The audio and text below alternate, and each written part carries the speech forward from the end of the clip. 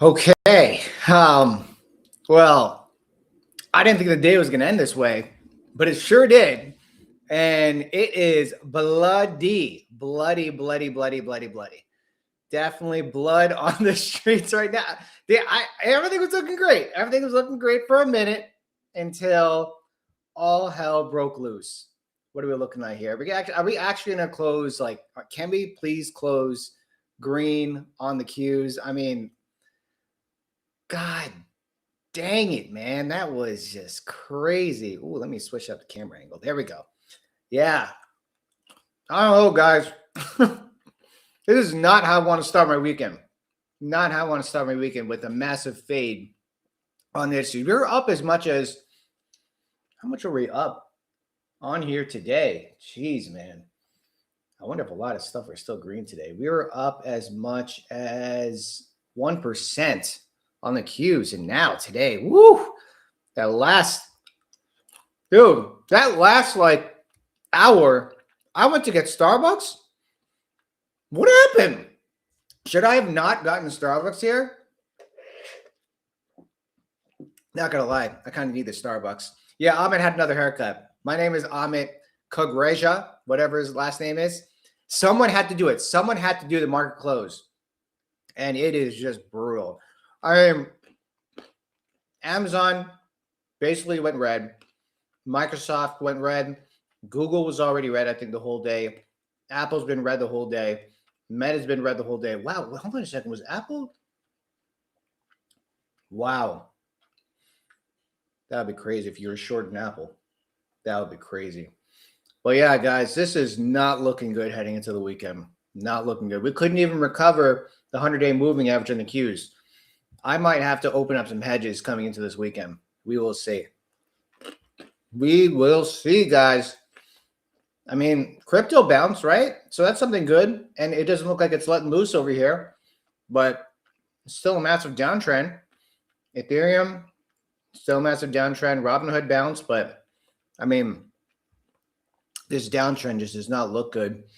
AppLovin had a little bit of a bounce, but like, look at that crazy downtrend. On Semi, my little boy is still doing good.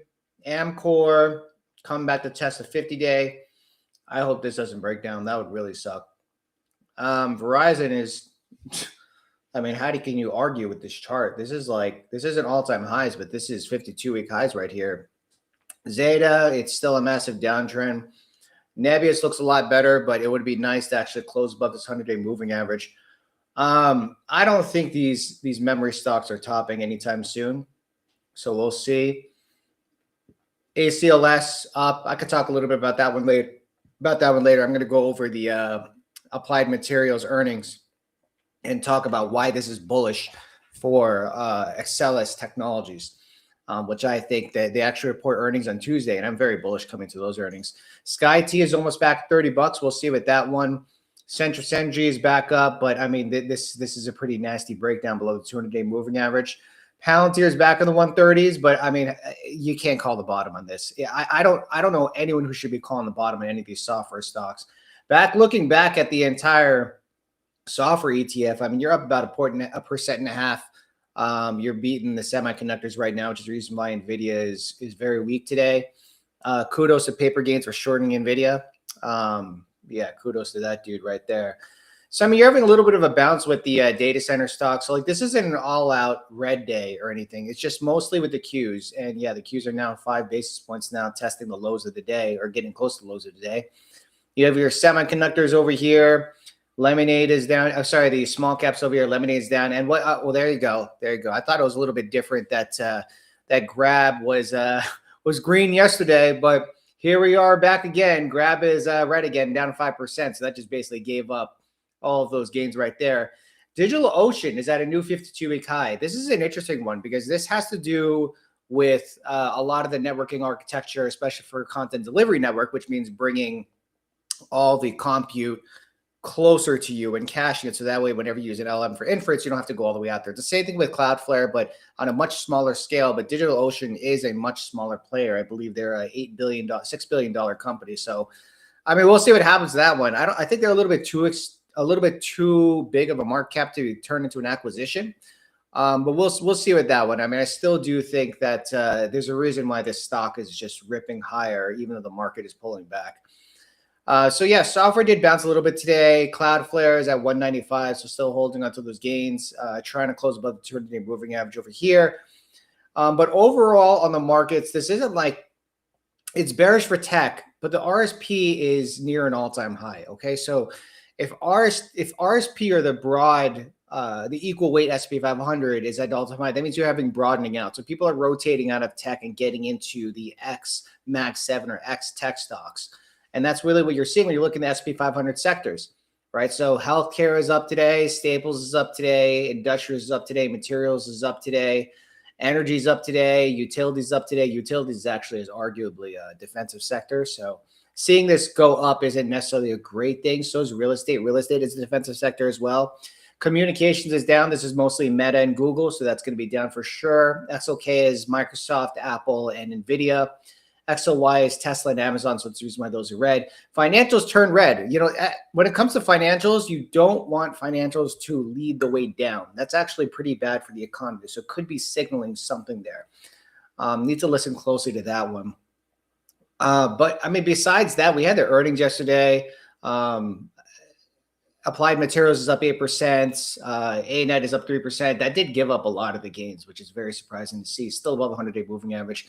Toast is crazy. Toast was down like 15% yesterday after hours. Has recovered, but gave up a lot of those gains, as you can see over here. Coinbase is up 17%. I think a lot of this has to do with Bitcoin, and this is a massive downtrend, so I wouldn't get too excited about that one. Rivian's up 28%. This is a crazy move for Rivian. Let's see if it holds this spot, but this might have just flipped bullish over here. And it's likely that the EV market has actually bottomed. I mean, Tesla isn't falling off a cliff here. The chart doesn't look great, but it is not falling off a cliff. But Tesla always trades richly, so it's mostly driven on sentiment, and it is a mega cap. What is this, 1.5 trillion? Yeah, so it is going to move with the markets, right? So let's see. Are you up? I mean, if you're up today, congratulations. That's a very good thing if you're up in the markets today. What is going on? Natural grind. Ahmed did have a haircut. My name is Ahmed Kugraja. No, just kidding. Had to do it. Someone had to do it. Someone had to do the stream for the market close, right? We got to make sure we're closing the markets. It would have been nice to close the markets when they're still green. Oh, they're still a little bit green. It's like flip-flopping over here. Actually, Qs are down 13 basis points. We'll see. Where's Ahmed? I have no idea where Ahmed is, but he said he wasn't coming today, so someone had to do it. All my Mag 7 are red today. Are they all red? Are they all red? No, Netflix is up. Tesla's up. Slightly up. They're pretty much red. What's going on? Midwest, how are you, sir? And just saying hi. Oh, that's a lot of people joining. Thank you, everyone, for joining the stream. Really appreciate you hanging out with me for the rest of the day. We have Steve. I'm going to try to get Steve on a little bit later today, and going to send a message out to see if anybody wants to join the stream today, give their idea and speculative glasses on the stock market. Wow, congratulations. That's actually really good. Probably a lot of software. Yeah, I know. He's in New York City. I don't know what he's in New York City for. Maybe he's recording a new episode of his show with Steve, actually. But then that'd be interesting if Steve comes on here. What's he doing? I don't know. Pretty sus. Yeah, last minute sell-off, Tesla groupie. I hear pretty brutal. What's up, girl? How you doing? CPI. You know what? We're going to get a little bit of CPI. I did have a clip that I wanted to play regarding, hold on, where is my thing? Yeah, regarding hold on, Scott Bessent was actually interviewed this morning on CNBC. I want to play a couple of clips on there, so I'm that for you guys. We did get CPI this morning. CPI this morning actually came in cooler than expected, and that's generally good for the market. But my argument is that if it really is bullish for the market, why is tech down? Why did tech fade the entire move? Shouldn't tech propel up? I was actually hoping that Qs would be able to recover the 100-day moving average, but like it just did not, right? So tech still continues to remain weak. We will see what happens with that one. Are we bullish on Hood yet? I mean, I'm still bullish Hood, but I'm not adding here. Maybe yesterday was the bottom. Who knows? But my cost basis in that is like $30. So I don't think I want to add to it over here. I think there's better opportunity in the markets. Did open up 2 positions earlier this week, Silicon Motion, SIMO, and ACLS. ACLS Technologies, and I'll go a little bit over that when I go over the AMAT earnings or applied material earnings. Yeah, yields went down. But the market didn't like it. So my take on yields are that, let me actually share the screen with the yields, and then I'll get into the next order of business here. I got my economy tab on trading view over here. Yep. All right, so these are the yields that I have over here, and they came down dramatically, but the long end came down. Actually, the 2-year came down even more, but yields are generally down, right? So what does this mean for the market? I do think that when it comes to yields, you don't want volatility in the up or down direction with yields like this much. Like this is a pretty big move, right? So I would say that it is a massive trend reversal. So like we actually topped earlier last week around here, and then we kind of bounced, and then like we came back down. So yields are coming down, which means bonds are going up, and bonds are generally a flight to safety. So when that happens too quickly, the market isn't exactly bullish it, especially when you have a new Fed chair that's likely to come in. How are you positioned at the moment? Cash, I'm mostly fully invested. I might have like a couple of percentage points of cash, so nothing too crazy, but I'm mostly fully invested right now. I haven't really decided to hedge the market lately, mostly because it doesn't really look like things are about to break down, but I don't know. We'll see. Maybe I might hedge toward the end of the day. I got to look at some charts while I play this video, so I will take a look. All right, so I'm going to play this clip for you guys.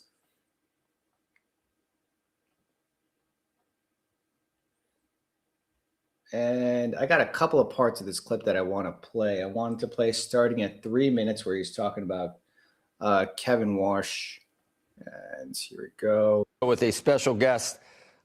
Where?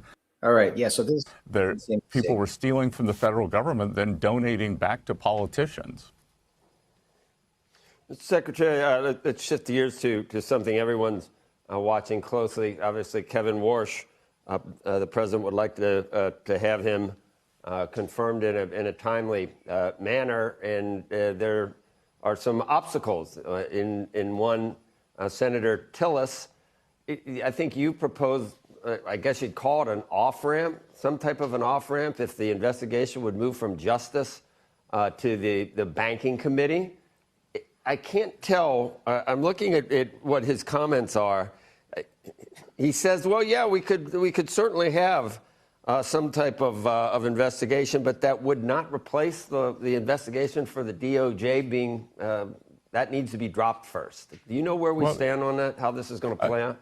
Yeah, again, Joe, the administration has no influence on what the U.S. Attorney for D.C. does. What I was proposing was that the Senate Banking Committee also investigate this very large overrun on the Fed construction project. We'll see where the investigation goes with Jeanine Pirro's office. There were subpoenas issued, but that doesn't have to mean that there are charges. They reached out to the Fed in December via email, didn't get responses, and then issued subpoenas. So we'll see what the state of that is. I think what's important here is that at this, I spoke on Tuesday at a Republican Senate working group, and what I think is important, my understanding is that we are going to proceed with the hearings. Senator Tillis wants to keep a hold on any vote with Kevin Walsh leaving committee, making it to the full Senate. But I think it's important to get the hearings underway, and I think we have an agreement to do that. Do you, I think Senator Scott has weighed in as well. What we have over here is that, kind of give a little bit of an update as far as the nomination for Walsh. There's a DOJ investigation, so it's making things take a little bit longer. I would say that the markets are kind of getting a little hesitant or impatient as far as bringing Walsh in. That might be bringing the volatility that we have here because of the uncertainty. So the other candidate is Judy Shelton. She's probably the runner-up candidate when it comes to poly market. She's running at 5%, and Walsh is at 95%. And the thing is that I don't think the market wants Judy Shelton. Judy Shelton is not exactly someone you want for dollar depreciation. She does want to peg the US dollar back to gold. She does want to shrink the balance sheet, but a lot more dramatically. And she also does not think that we should be cutting rates. She thinks that the inflation target should be 0%, not 2%. It's a little bit wonky what she's actually thinking about doing. But it's possible that the uncertainty around Kevin Warsh could be bringing instability to the market. Now, Warsh did kind of give back a little bit of what he was saying, where he wants to shrink the balance sheet, or what he said in the past. And the thing is that when you shrink the balance sheet, that means you're no longer doing QE anymore, and that means you're no longer turning on the money printer. If you do that, the market isn't really going to like that. We basically had the money printer on for the last 15 years. So or set more than that, 18 years, 17, 19 years. And if we turn off the money printer now, it could somewhat reverse the dynamic of the stock market. We stopped the money printer in 2021, and we know what happened in 2022. And then we restarted it recently, but we arguably started cutting rates and ended the rate hike cycle and so on. So the market was kind of forward looking with that. Now we're kind of in the picture where maybe we're pivoting the other direction when it comes to easeful monetary policy. Maybe we're going to start having a tighter monetary policy environment, which isn't so bullish for tech, isn't bullish for software, which raises a lot of debt, isn't so bullish small caps and high beta, because these pre-revenue companies need to raise a lot of debt. And if you don't turn on the money printer, even though you are cutting rates ever so slightly, the market looks ahead of that and it says, like, well, if you're no longer going to cut rates, and if you're going to start shrinking the balance sheet, that means that money isn't necessarily cheap anymore. Money's starting to become expensive to borrow, because then at the end of the day, everyone borrows money. But if your companies start to have a little bit of weariness with borrowing money, that means they're going to start slowing down their growth and start tightening their wallets. And if that happens, that could hurt margins, that could slow down growth. So that really is generally the worry about who could be the next Fed here. Now, the market did think Warsh was going to be that person, but then he's starting to talk about opening up some sort of other facility that's going to fund the government through printing at the Fed. So maybe he isn't talking about shrink the balance sheet. Maybe he is, but he's actually printing money in the background. I wouldn't be surprised if that starts happening. So the issue now is Warsh going to be the governor? I'm sorry, is Warsh going to be the chair or not? And that uncertainty is what scares the market. Not so much the surety of him becoming the Fed chair, but the fact that it's uncertain if he will. And that's where the market is kind of unsure about. Also, we don't know definitively if he actually is having these type of policies in the market. So we'll see. Now, when we talk about crypto is still falling off a cliff. I don't think that crypto is done going down yet. I think that if we still continue to have this uncertainty, crypto will likely press down lower. The thing is that how much lower can it go? Well, we already dropped 50%. So maybe if we drop down lower, it won't be as dramatic as it was the first round, or maybe it won't go up, right? I'm just saying that I don't think crypto is the best place for me to be right now as far as risk and rewards go. I mean, you're really kind of betting on a bottom if you're buying crypto over here. Long term, it shouldn't matter. Like if you're buying crypto for possibly the next 10 years, like it doesn't really matter. Whether crypto's going to go down or up. You just want to add a key levels or just dollar cost average. I know some people that dollar cost average like $100 a month, which is fine. But the issue is that crypto moves in correlation with global M2 money supply, aka money printing around the entire world. And we might be slowing down a little bit. And that's a little worrisome for crypto. And especially if we get Warsh and he does shrink the balance sheet, then that definitely is not good for crypto. And the issue is that we're uncertain whether it's going to be Warsh or Judy Shelton. And even though Judy Shelton's 5%, there is that uncertainty there. And that's what kind of makes the market, I'm a little iffy right now with software and tech right now, right? And that's the reason why you're seeing all these other sectors running. Someone said NBIS is running. Not really. I mean, it's still floating near the highs of day, which is good to see. Yeah, so let's take a look at what Scott Bessent has to say about crypto, because he did have some commentary on that one. Let me just move this clip over to 24 minutes. All right, I will start it here. Nuke the filibuster, but they refuse to go along with it. And guess where they are? They're both sitting at home now, hopefully watching your show. And I think the Republicans need to be smart about this. And I think that maybe the filibuster doesn't get withdrawn for everything, but there are things that we've got to do, like voter integrity, and we've got to keep the government open. I mean, look, we are on the verge of another government shutdown, and the Democrats think this is the way to hurt President Trump, but they're willing to hurt the American people. We had the biggest or the longest shutdown in history. The economy still did great because all the initiatives we put forward, but I think that we have to get on with the people's business, and if the Democrats shut the economy down again, it is a sign that they are bad actors. They don't care about the American people, and we ought to move forward, not let the government shut down, have voter integrity, and many other of our signature issues. And I thought of one more that while it's not quite a half hour yet, which I really appreciate, Mr. Secretary. Crypto bills moving forward, Bitcoin, a little bit dicey here at this point. You wonder about the leverage in the system. Any comments? Yeah, Joe, the history, if we take Bitcoin as a proxy for crypto, Bitcoin has a history of volatile movements. We went back and looked. I believe the average sell-off has been about 58%, and we're coming into that zip code right now. And crypto holders are mostly in it for the long term. They are used to the volatility, so it's important that everyone knows what they're buying.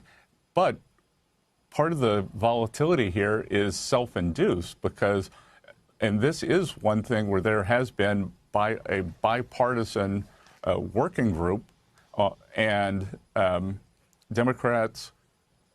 There is a group of Democrats who want to work with Republicans on getting a market structure bill. It's called the Clarity Bill. But there are a group of crypto firms who have been blocking it. They said, well, we'd rather have no legislation than this legislation. And that doesn't seem to have been good for the overall crypto community. So, in a time when we are having one of these historically volatile sell-offs, I think some clarity on the Clarity Bill would give great comfort to the market, and we could move forward from there. So it's very important to get this done. And I think if the Democrats were to take the House, which is far from my best case, then the prospects of getting a deal done will just fall apart. I mean, look what the Democrats did to crypto under the Biden administration. It was almost an extinction event, and President Trump has worked to make the U.S. the digital asset capital of the world. There's a lot of innovation that goes on adjacent to crypto in the blockchain, in DeFi. So I think it's important to get this Clarity Bill done as soon as possible and on the president's desk this spring. Yeah, so I don't know. Here's my rebuttal. You're the Treasury Secretary of the United States of America. Why are you talking about crypto prices? Like, that's kind of weird. I mean, and the Dow's not even a 50K either. So, but like, obviously this administration is very focused on the stock market. And that's like the number one reason why it's kind of hard to be bearish right now, because he is very focused on the stock market. Like, if he wanted the stock market to go up, or if he kept the safe hit new all-time highs every single day, then they'll be doing whatever they can to keep it propped up. And I think there is a reason why he put Kevin Warsh in the seat, or he wants to put Kevin Warsh in the seat. And it's not because he's a hawk. It's because he's going to come up with a deal with them, right? It's just, there is Fed credibility that's on the line if he puts up like a Rick Ryder or Steve Hassett, because they would be a puppet for the political administration. And there has to be a line between those two. The thing is that Warsh is probably not going to be a political puppet, but likely his terms will line up with the administration, but specifically with Scott Bessent, right? So Scott Bessent, Kevin Warsh, and Stanley Druckenmiller was like the trifecta back then. They've all worked on Wall Street, and then they all kind of went their separate ways. obviously Scott Bessent is the Treasury Secretary, and he moved on from owning his own hedge fund. Stan Druckenmiller still does manage a family office and still does do a lot of the private markets and the public markets and everything. And Kevin Warsh moved on to being a Fed governor, and then he was involved in politics in the White House and everything. And then now he moved back to being the Fed chair nominee. So the issue is, is Trump going to allow the market to go down? Right. I think that is probably the uncertainty around everything, is that hey, we have a bullish administration, but tech is falling down. And then now we're talking about tariffs, and now we have a Fed. There's a lot going on in the stock market. And really, guys, let me share this chart over here on the SP 500. We've literally been in lingo since back here in September. We entered the channel, we bounced to the bottom of the channel, we came back up, top of the channel, bottom of the channel, top of the channel, this, right? We've just been playing this game of cat and mouse for the last 5 months. We haven't gone anywhere. But if you look at the RSP basically been straight up, right? So right around the bottom of November, right here was when the RSP just took off. It was when IWM just took off, right? So there is a broadening out of the market. If you look at the Qs since the bottom of November, it hasn't really gotten anywhere. In fact, we had a double top. So the Qs look much worse on the index level than all the other indices, right? And the ones that got hit by the brunt end of the force is software. Just since the bottom, we bounced a little bit and we just came back down, right? Semiconductor is not exactly a different story. We actually bought in November. We've been going up, right? So semiconductors has been the place to be. And that's the reason why I sit most of my portfolio in semiconductors. So yeah, the Dow is at 50K. Maybe it's not at 50K anymore, so they can't really have that excuse. These guys are still going to say it, so whatever. But anyways, guys, kudos for everyone being over here. Really appreciate you all joining. Streaming this from my channel as well as the Wolf channel. If you want to check out some great content, head over to the Wolf Financial YouTube. There's lots of stuff on there. Let me actually share that for you guys real quick. Hold on a second here. Ooh, is this playing over here? Hold on. I'll share it in a little bit, but yeah, go ahead and check that out. I do a lot of the shows on there. This one's kind of a dual stream, but you can definitely check out a lot in there. Actually, Gav Blacksburg did interview recently Tom Nash. Gav Blacksburg is the CEO of Wolf. He interviewed Tom Nash. He interviewed Peter Schiff and a few other people. So there's lots of great content on there. So I would say go ahead and check it out. I will share the link. It's YouTube. Hold on. Let's see here.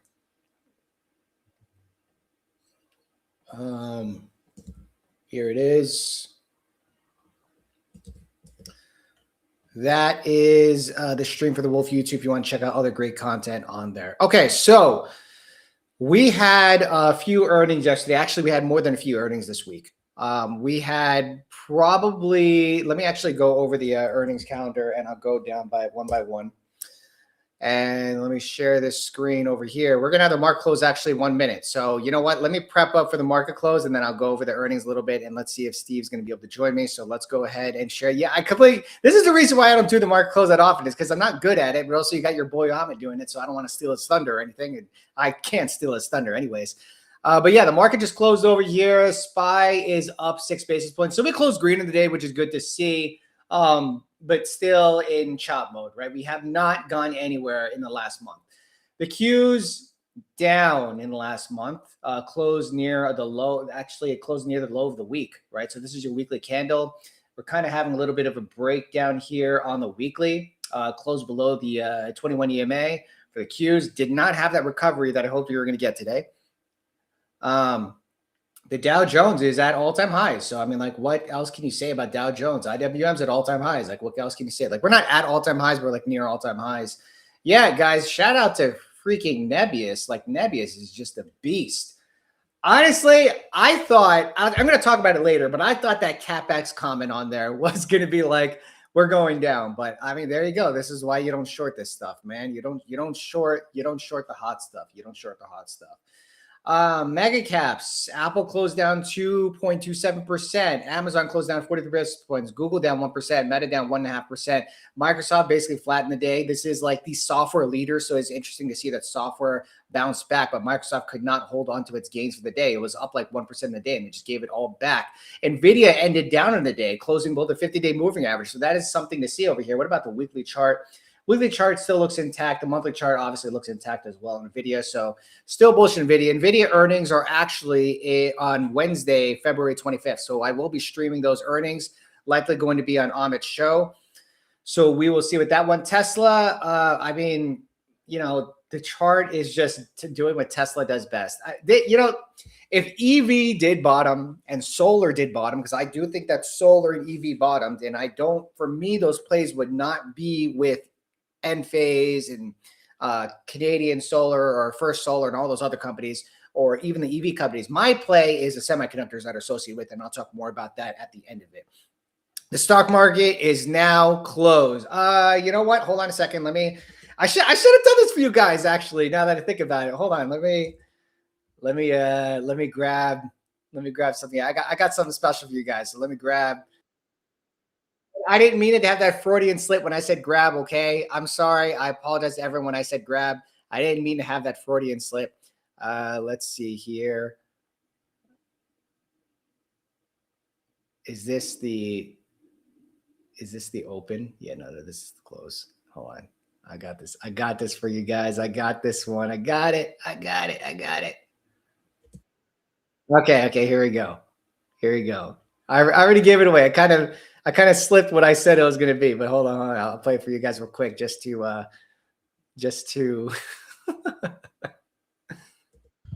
We got a lot of earnings to get into, and then we will have Jason on in about 30 minutes, and we will see what he's thinking about the technicals. Thursday, a bloody ugly day in the markets. February 12th, 4 p.m. The stock market is now closed.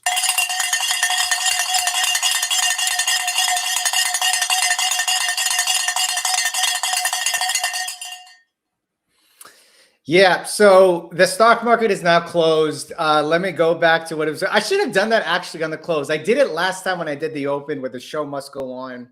So the show must go on. We are over here right now. Let's go ahead and take a look at the charts again. Let's take a look at like what's up, what's down. I like to actually do it by this over here so that we can see like what's really moving the markets. Broadcom is down 1.82% today. Vertiv Holdings is actually near an all-time high. So I don't think this is going to be such a bearish setup here. This is like really up there. So we'll see what happens to that one. Top gainers, semiconductors. Wolfspeed is up. This is a company that builds semiconductors and power chips for EVs, guys. There's a reason why this is up 10% today, and there's a reason why this one bottomed shortly after those Enphase earnings, shortly after its recent earnings. It had good guidance.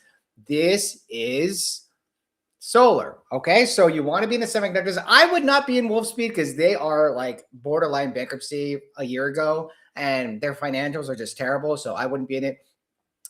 Applied Materials is a machinery a company that builds machinery. You guys probably already know what Applied Materials. They reported earnings. I'm going to go over this a bit more. $300 billion market cap. This company basically gave a good guidance, beating the upside. They build machinery for memory stocks or memory companies. So that one's up 8% today. Arista Networks reported earnings yesterday. They beat on the top and bottom line, raised guidance. They're up 5% today. They were up almost 20% after hours yesterday. So they give some of that back, but arguably it's still trading near 52-week highs. Pure Storage is green today. I don't know why they're green today, but this is a memory company as well, but mostly with flash memory, okay? This isn't like memory as in DRAM. This is more NAND technology, but they don't even develop themselves. They basically build the entire flash array or storage controllers with a bunch of products that SanDisk sells, Western Digital sells, and so on. Dell is actually up today. This is a server maker. You said Dell, and I believe SMCI was up today too. 39 basis points, not the best, but you had a little bit bounce back in some of the semiconductor ones.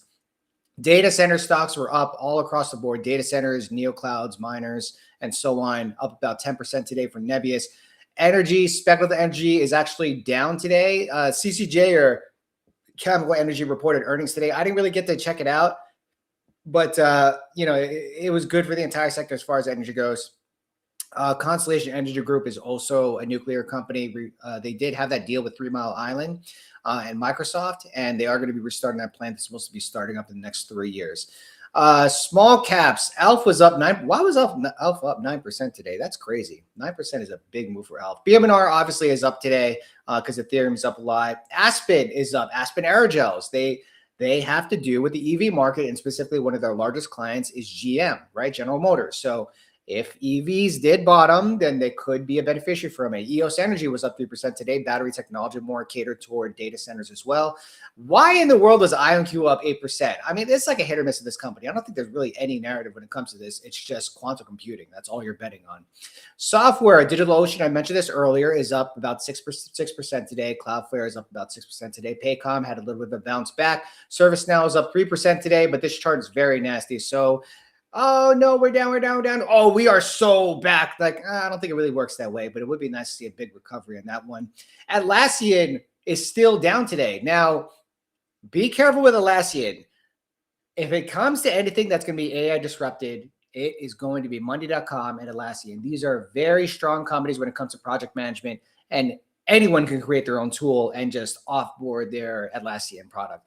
Meanwhile, though, it's not like it's going to happen tomorrow. So maybe there is a bounce, but I am not betting on that one. Confluence being acquired by IBM, I believe, or Costco. I forget which one. Sorry, Cisco. So I forget which one, but we'll see what happens to that one. But they're going to be flat for the rest of until the acquisition, because that's actually going to be happening. Snowflake bounced today. MongoDB bounced today. So data stocks are doing good. Palantir is up 2% today. Still not the best looking chart in Palantir, and still an expensive stock. Look, MongoDB is still expensive.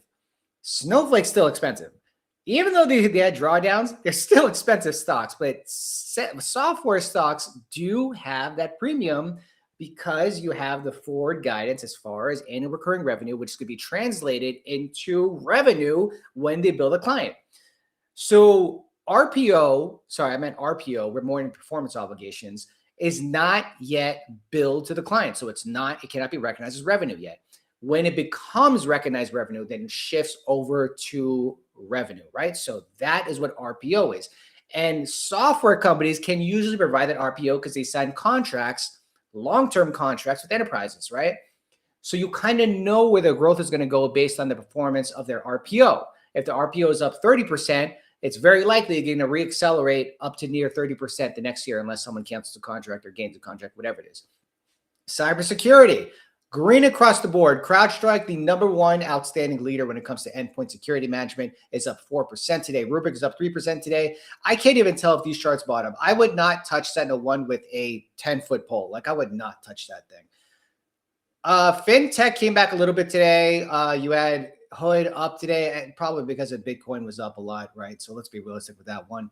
And the rest of these are negligible moves. I don't think these are really big moves. Toast reported earnings today. PayPal is up. Like, I don't trust this pump in PayPal. Maybe it might go up. I don't trust it.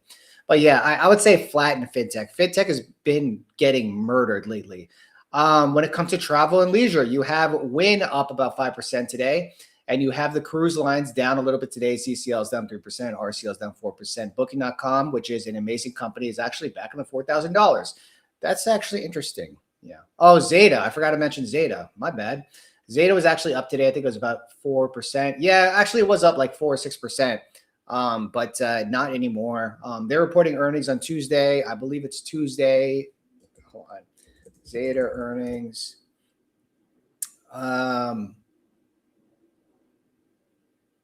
They report. No, they already reported that one. Zeta. Let me look on the earnings hub. Oh my goodness, they don't even have an earnings hub. I'm pretty sure they report on Tuesday, right? They report on Tuesday, February 24. Oh, wow. It's actually not for a while. I thought they were reporting this coming Tuesday. I guess I was wrong. I guess that's the reason why those premiums weren't that high for next week. Anyways, we're just looking at those. I don't really do anything with it. I was just curious. So they report earnings in 11 days. So a little bit ways to go. This is a nasty chart. I haven't actually added to Zeta in a while.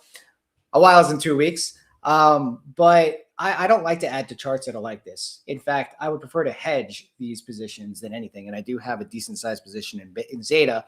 And I will likely hedge it if we do continue to get some downside. And it'll likely be like a 2-week hedge or something just to take advantage of that. I have hedged and bought puts in Zeta before, even though I have a large position. And it's not because I'm bearish Zeta. I'm just bearish to price action. And Zeta is a very volatile, high beta stock. So it will get hit, right? So I want to hold on to this stock, but at the same time, I will hedge against it if I have to. Right now, no hedging for Zeta.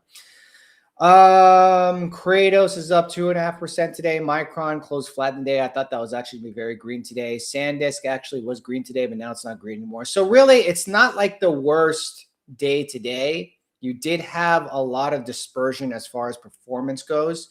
Someone mentioned V sold off today. Or, you know, this is actually crazy.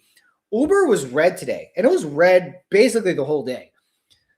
I don't know what's happening here, but I am pretty sure Grab is suffering the brunt end of the force with this as well. If Uber's down, Grab is likely going to be down. If you look at this chart here for Grab, and then you look at Grab's not even a small cap. Why do I have it there? You look at Uber, they've both basically been trending down around the same time. So you need to see some recovery in these before you start to buy it. At least I am. I'm not adding a Grab right now. The premiums aren't even worth it to short this stock. And it's not as crazy as a position as it was when it was like at $6.50. So I don't know. I mean, I trimmed it when I was up there, but I wish I trimmed more. I didn't trim enough, that's for sure. But still, you know, decent sized positions today. Yeah, 3-day weekend sell off. I mean, you know, we'll see if this continues into Tuesday. Reminder, futures open on Sunday at 6 p.m. Eastern. So we might have some futures volatility when it opens. Usually the day the futures are open, which is going to be open on Monday, but the stock market's not open. Usually we tend to see a reversal of the move that we see the day that the stock market is closed on the next day, right? So if the futures are down 1% on Monday, which I really hope they're not because that would really suck, the market usually is green after that. Like, it's a weird thing. It's not guaranteed, but it usually does happen. Yeah, I mean, they weren't terrible numbers, but they did miss on revenue, which is never a good thing in the stock market. Like, lower can go lower, guys. Don't get me wrong. The valuation with Grab is insane. I don't know why it is a $4 stock. I don't know why, but it doesn't matter what I believe because the market is going to do whatever it does. Lower can go lower. Never think lower can go lower. Lower can go lower. So my advice to myself, because I can't give you all advice, is don't continue to buy the dip into perpetuity. Like, why? Unless you're like a long-term 10, 20-year holder. Okay, fine, whatever. But like, if you're trading, don't buy the dip like on falling knives. You're guessing when the bottom is, and you could have guessed the bottom was here and you were wrong. Could have guessed it was here and you were wrong. Could have guessed it was, you go, oh, it's the bottom. Let me buy now. And you got rejected in 50-day moving average. Over here, you're wrong. Over here, you're wrong. Like, it's just not a good idea. For trades, I buy bullish charts. I don't buy Webull. I buy bullish charts. And semiconductors has been the place to be, right? I mean, if I were to guess, SMCI looks like it's basing out, but I don't necessarily want to buy SMCI. I don't really trust this, right? I don't trust the price moving to SMCI. Maybe it's legit or whatever, but it's like, I don't know. That left a salty taste in my mouth. I'm cool with that. Qualcomm might have bottomed. Hopefully it bottomed, but we'll see with that one. But yeah, I would buy, well, this is very extended. I wouldn't buy on semiconductor now. But ACLS is a stock that I went long at around $89 when it back tested the 20-day moving average. And look where we are. We bounced, and I'm going to go over the applied materials in a second. Hold on. Just wanted to check something real quick.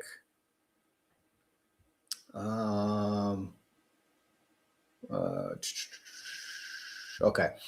Yeah, so we'll see what happens with that one. All right. So guys, it's up to you. You want me to continue going over some stocks? Like, I mean, I know a lot of these companies. There's a lot in the markets. I don't know, just after like looking over these companies for a while, kind of understand their businesses, kind of understand what they do. Airlines were just mixed today. Travel and leisure were just mixed today. Airlines were up. It looks like cruise lines were down. Housing market, these stocks actually bounced back today, or real estate. SLG bounced up 5% today, so that's good to see, but this is a nasty downtrend. I don't know why housing is pulling back so much. Maybe it's because the housing market's cooling off, but like, shouldn't that be the time to buy housing when no one wants to buy housing? I don't know. But I would not buy this chart. This is a crazy chart. Unless you're in for the dividend, you want to hold on to it. Pinterest is down 16% today. And this is crazy. Like, this is an insane chart. You ask me, I think Pinterest is going to zero. Or they're going to be taken private. Someone's going to acquire them. Because like a lot of people use it, but the stock and the market cap just keeps dwindling. Oh, that's still a $10 billion market cap? Wait, so at some point, Pinterest was $50 billion? And then at some point, it was $100 billion? Who the hell? Who's paying that much for this company? Like, I don't know. I don't get it. Yeah. Enphase kind of bounced back a little bit today. Axon Technologies, Axon Enterprise, like, guys, this is a phenomenal company. No one's getting rid of security cameras, especially body cams. Like, they are contracted to so many police forces and the police department, everything around the entire world, not just in the US, but everywhere. And also with I think they have federal licenses as well. Guys, Axon's not going anywhere. Now, would I buy the dip? It's still an expensive stock. Axon is still an expensive company. But man, some of this stuff is starting to look very attractive. At the same time, I don't buy charts that are downtrending, right? If we get some recovery over here, we creep up above the 21 to 9 EMA, creep above the 50 EMA, and start back testing the 50-day moving average. I might set up a good trade, or that might set up a good long. We'll see what happens with that one. Symbiotic, actually, that's interesting. It was green today, but that's arguably a bad chart. Viva Systems, healthcare software company. I can't believe it's trading down here. That's insane. Novo Nordisk. All right, what was the most green thing we see here? Roku is up 8% today. They reported earnings yesterday. Ooh, Dutch Bros reversed. Congratulations, Dutch Bros shareholders. But then it gave it all back. That sucks. How much was that up? Wow, that was up almost 17% today, and it faded the entire thing. Damn, RIP Matt Money. Let me actually, I want to send Matt this link, see if he wants to hop on. Hold on a second here.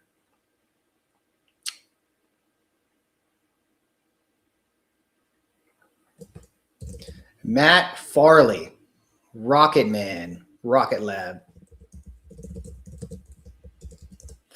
All right, so I would like to get Matt's opinion on some of these VG and Next. I haven't really been keeping up with it. Yeah, I got out of those positions. It just was not my sector, but I know a lot of you guys are in Next and VG, so it'd be nice to get a little bit of an update from him, see where he thinks it's going. I mean, he's just going to say, stop being a baby and just buy Next or buy VG. Like, that's what he's going to say, but we'll see. I mean, Bitcoin bounced a little bit today, but you know, this is a terrible chart. Financials. This is the thing that was hit today. Someone mentioned it earlier that Visa was down today. Guys, this is not a good sign for credit, right? So we already have 12 months of 10% caps on APR rates. This is not good for credit right now. And that's the reason why you have MasterCard down, AXP down, Citi. They're also a bank too, so maybe not nearly as impacted. But financials have been falling off a cliff. So this is going to slip into financials when you're talking about credit. Actually, this is not looking good for JPM. Oh, wow. Actually, I wonder how much those puts were. Crazy. Yeah. All right. That's funny. Someone said Amit wasn't streaming, had to make sure he wasn't live. Listen, you know, when Amit goes live, the view count here just drops like a rock. That's when you know he's live. But I mean, hey, if he's live, that'll be awesome. I'd like to hear his input and how the market's going right now. SoFi, do I think it's going lower? I mean, I can't look at the chart and tell you it's not going lower because it looks like it's going lower. It's below all the daily moving averages. It's below the 50-week. It's below all the EMAs on the weekly. The monthly chart probably looks a lot better, but it is coming here to test the 21 of the monthly, the 21 EMA in the monthly. And that is just not a good looking chart right now. This is not a good looking chart.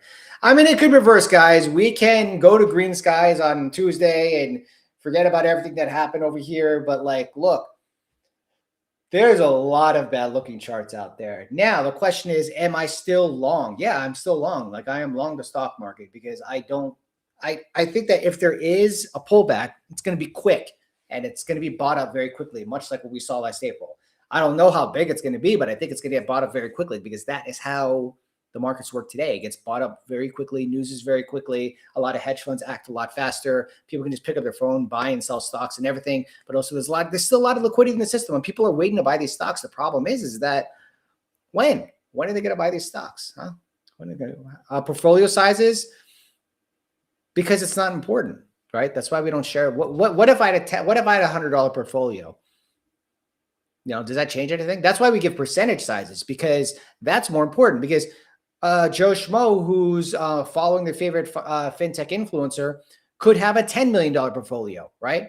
So that's why we talk in percentages. And then someone might have a $2,000 portfolio, but like at the end of the day, it's still a portfolio. You're whether or not, actually maybe $2,000 is different. So, but whether or not you have like a 50 grand portfolio or a $2 million portfolio, I would manage those differently.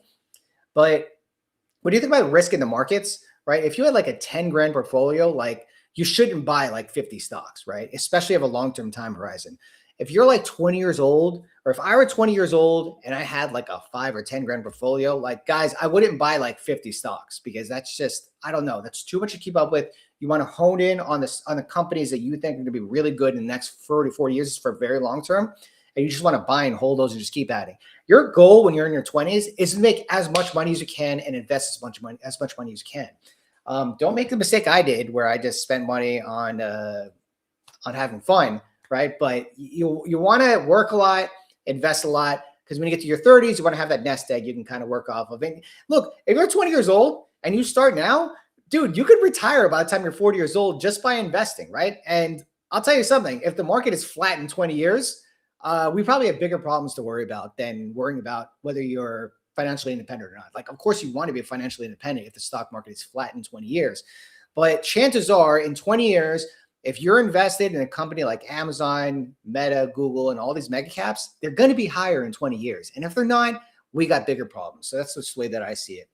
Amr has a $100 million portfolio. Oh, that's it? All right. So Hood, Grab, Nebula. So I already went over these. So you can go ahead and look back in the video and see what's happening there. So let's move on to the next segment. We did have earnings for Applied Materials. You know what? I'll tell you what. Why don't we? I don't want to bore you guys to death. So what I'm going to do is I'm going to go over Applied Materials over here, and I'm going to talk about the good stuff on their earnings, and then we're going to take a look at some charts, and we're going to see what it actually affects, what this actually impacts, right? So we have the Applied Materials earnings, and they beat at the top and bottom line, and they also actually no. Let me share my my Twitter real quick because I posted about it yesterday. Let's see here. Oh, where's the networks? Oh, here we go. All right. No, that was after it. Okay, here we go. No, that was a different one. And dude, I posted a lot yesterday. Holy cow. Sam, why are you posting so much? All right, so Applied Materials, they reported Q1 fiscal year 2026. I don't know why these guys are reporting 1 quarter ahead. Like I don't know why these companies do that. Like, how off is your fiscal cycle? The fact that you're 1 quarter, I get the 1 year off, which still doesn't make sense to me. Like NVIDIA is 1 year ahead of it. Like, why are you 1 year ahead? But then now you're 1 quarter off. Like, what happened here? Come on, Mr. CFO, what happened? Anyways, they beat the top line $7 billion versus they beat it by about 110 million, which is 120 million. That's a lot. That's a pretty big beat. Hey, they're down 2% year over year in terms of sales. Why is the stock up about 10%? Well, I'll tell you the reason why in a second. EPS beat, so they're becoming more profitable. This is a big beat when it comes to income, right? You're basically beating by 15%. So whatever the street expected you to have, you're beating those earnings by 15%. And stocks generally move in terms of cash flow expansion, free cash flow expansion, as well as earnings growth. And when you're beating it by 25 cents, 35 cents, you are growing a lot faster in terms of profitability than the market expects. So they re-rate you higher, right? So gross margin, 49%, operating income, Okay, so this is the reason why it was up a lot. Semiconductor systems revenue is $5.14 billion, and they provided guidance for next quarter at 7.65. So they're going to reaccelerate quarter over quarter, right? These are very big numbers to have, but they are a $250 billion company. Okay, so let me share their slides. So they said that their semiconductor equipment business expected to grow greater than 20% in calendar year 2026. This is their largest business, right? So they didn't go up because their revenue grew, their revenue shrunk 2%. They went up because they're going to accelerate their largest business by 20%. All right. If I scroll down here to they break it down by business segments over here.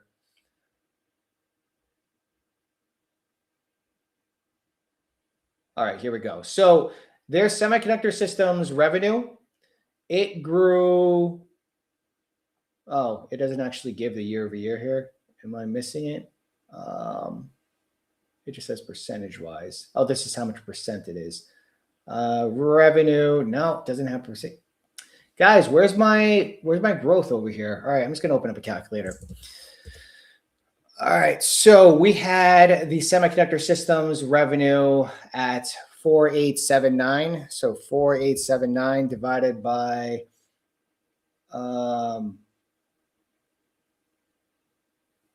Q4. Where's Q4? Okay, you know what? Where's my full year? Anyways, I'm pretty sure that grew around like 10%, because I can't find it here, and I don't want to waste you guys' time by looking it up.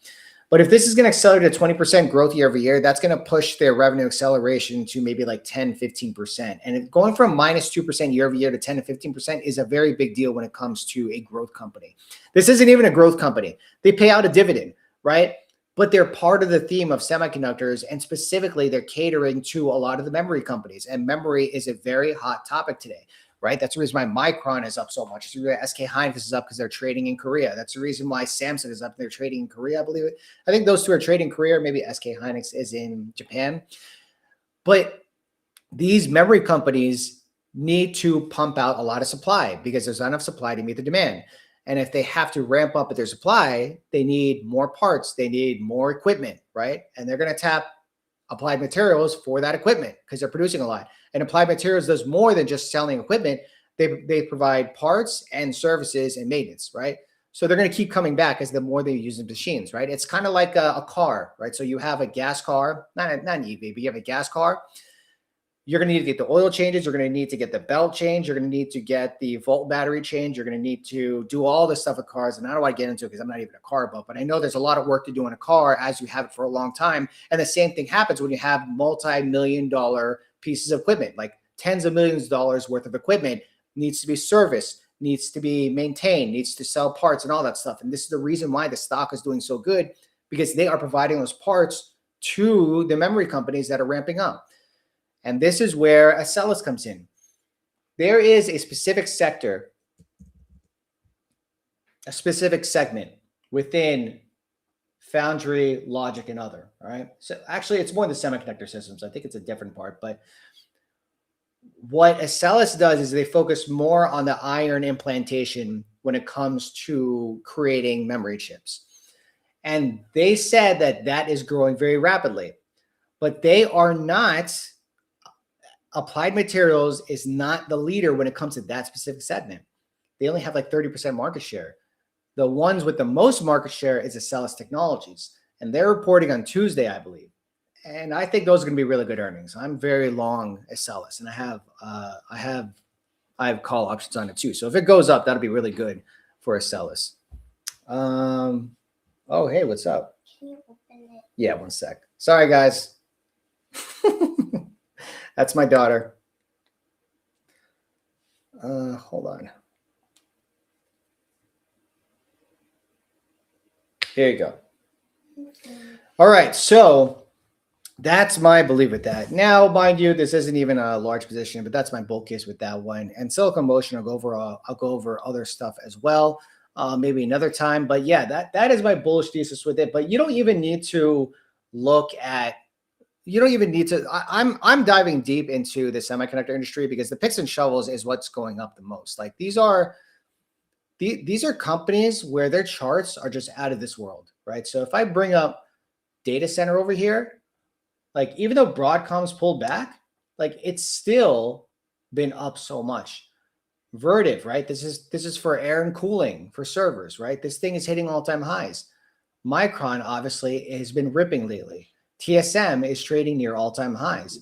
You know, it doesn't take a genius to realize that, look, these companies is what's moving in tech right now, right? So semiconductors is where the money's going right now. Now, is that going to continue? I mean, who knows? It could or could not continue. We will see. But the trend says yes for semiconductors. All right, so we'll see what happens with that one.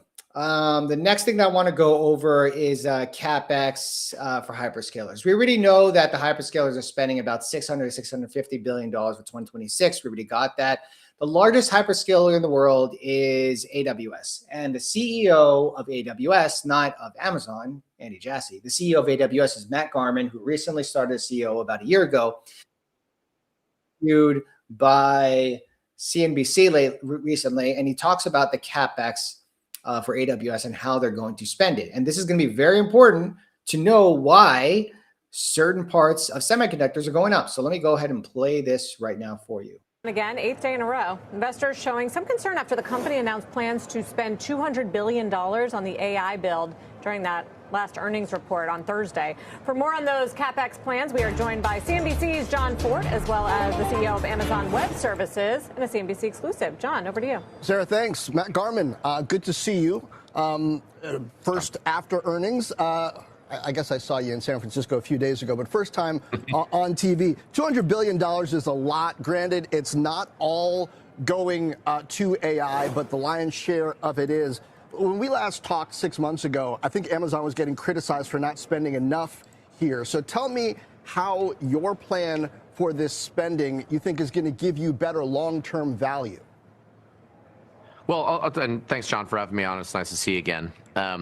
Yeah, so for us, I'm just as bullish about the AWS business as I've ever been, frankly. And this last quarter, we reported 24% year-over-year growth on a $142 billion run rate, and very bullish about how we see customer demand. And as I talk to customers out there, every single customer is seeing more and more demand for moving their workloads to the cloud, putting their data on AWS, and then layering AI on top of that to get value for their business. And so we see demand increasing across a broad set of our business. And remember, for AWS, this demand is not isolated in one or two customers. We have tens of thousands, hundreds of thousands of customers that are driving this demand, and all of them are growing pretty rapidly as they're thinking about how they deliver more value to their business. And so we're incredibly bullish on AWS's growth over the next few years. And the $200 billion in CapEx spending, that's to invest in that future for those customers to be able to land their workloads in the cloud, for them to be able to ramp up. We need to build data centers. We buy servers. And so this is an investment for us. It's obviously a large number, but it's something that we think is a really great investment, and it bodes. It's an indication of how bullish we are about the future and the growth of AWS. Matt, investors are trying to figure out how to measure this horse race between the various hyperscalers, of which you are one, Microsoft, Google, and sometimes others counted in that. And there's a percentage growth. There's also the dollar growth. You guys are big, so you move more with each percent than the others do. But what are some of the metrics beneath the surface that you're looking at when you gauge how well you're stacking up competitively with the others? When you're talking to your team, is it those percentages? What is it? The type of business you're winning? What is it? Yeah, it's a couple of those things, I would say. One of them is we definitely look at that diversification of business. We're very focused on how do we get all of the largest enterprises in the world, how do we get all of the startups in the world building on top of AWS. And so there's others that have some growth that's very concentrated in some of these very large customers, and we have many of them, the OpenAIs, the Anthropics of the world building on us as well. But we're also, I think, for the long-term health of the business, very focused on how do we get every single startup out there building on top of AWS? How do we get every bank? How do we get every healthcare company? How do we get every retail company? How do we get every manufacturing company building on top of AWS in the cloud? And so for that, and there we see AWS winning the vast majority of those times. And as you mentioned, AWS is much bigger than some of the other competitors in the field. And so the percentage growth rate is lower, but in absolute growth rate, if you look at the absolute dollars added last quarter and the quarter before that and the quarter before that, AWS was bigger than everybody else. And so we continue to grow in absolute dollars faster than our competitors do. And that's part of because we are winning many of these workloads, and we continue to see more and more customers accelerating their migration into the cloud.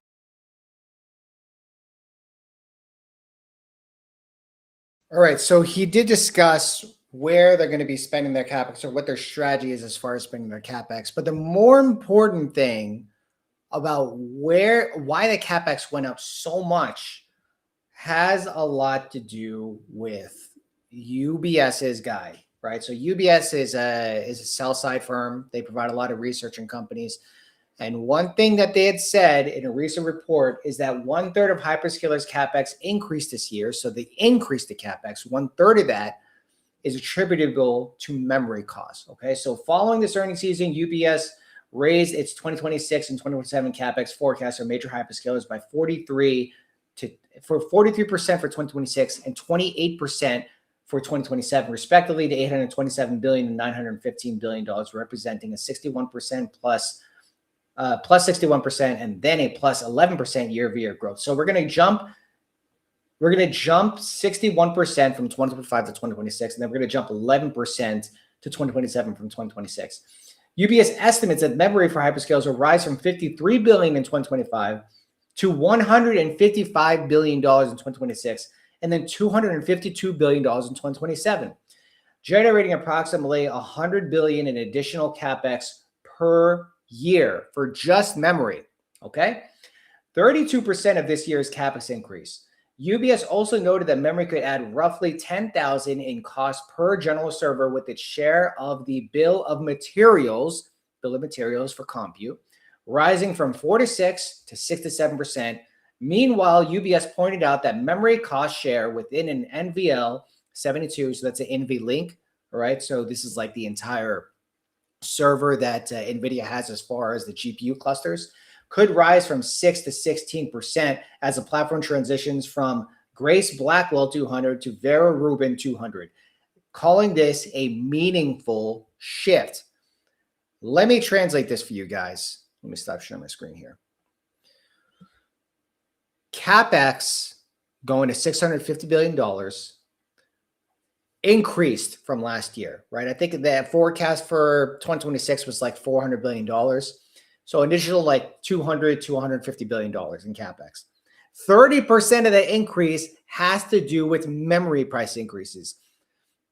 Micron, okay, high bandwidth memory. Micron, SK Hynix, and Samsung, they sell high bandwidth memory to these fabrication plants as well as the fabless companies like NVIDIA, AMD, and all of these ASIC companies, because they need these fabless designers need the memory, like high bandwidth memory, to create their GPUs.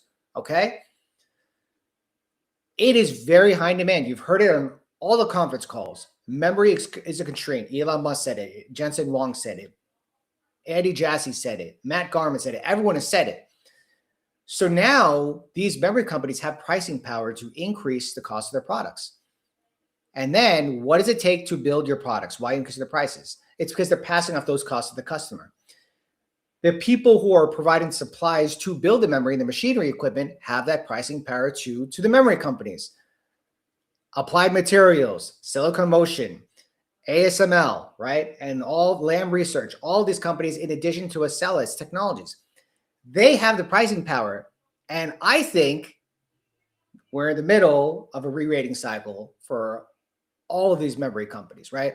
We've seen the re-rating for memory stocks. We have not really seen the memory, or maybe we're in the middle of it, of the memory cycle for machinery, supplies, and materials for memory, as far, even also including the other machinery companies as well.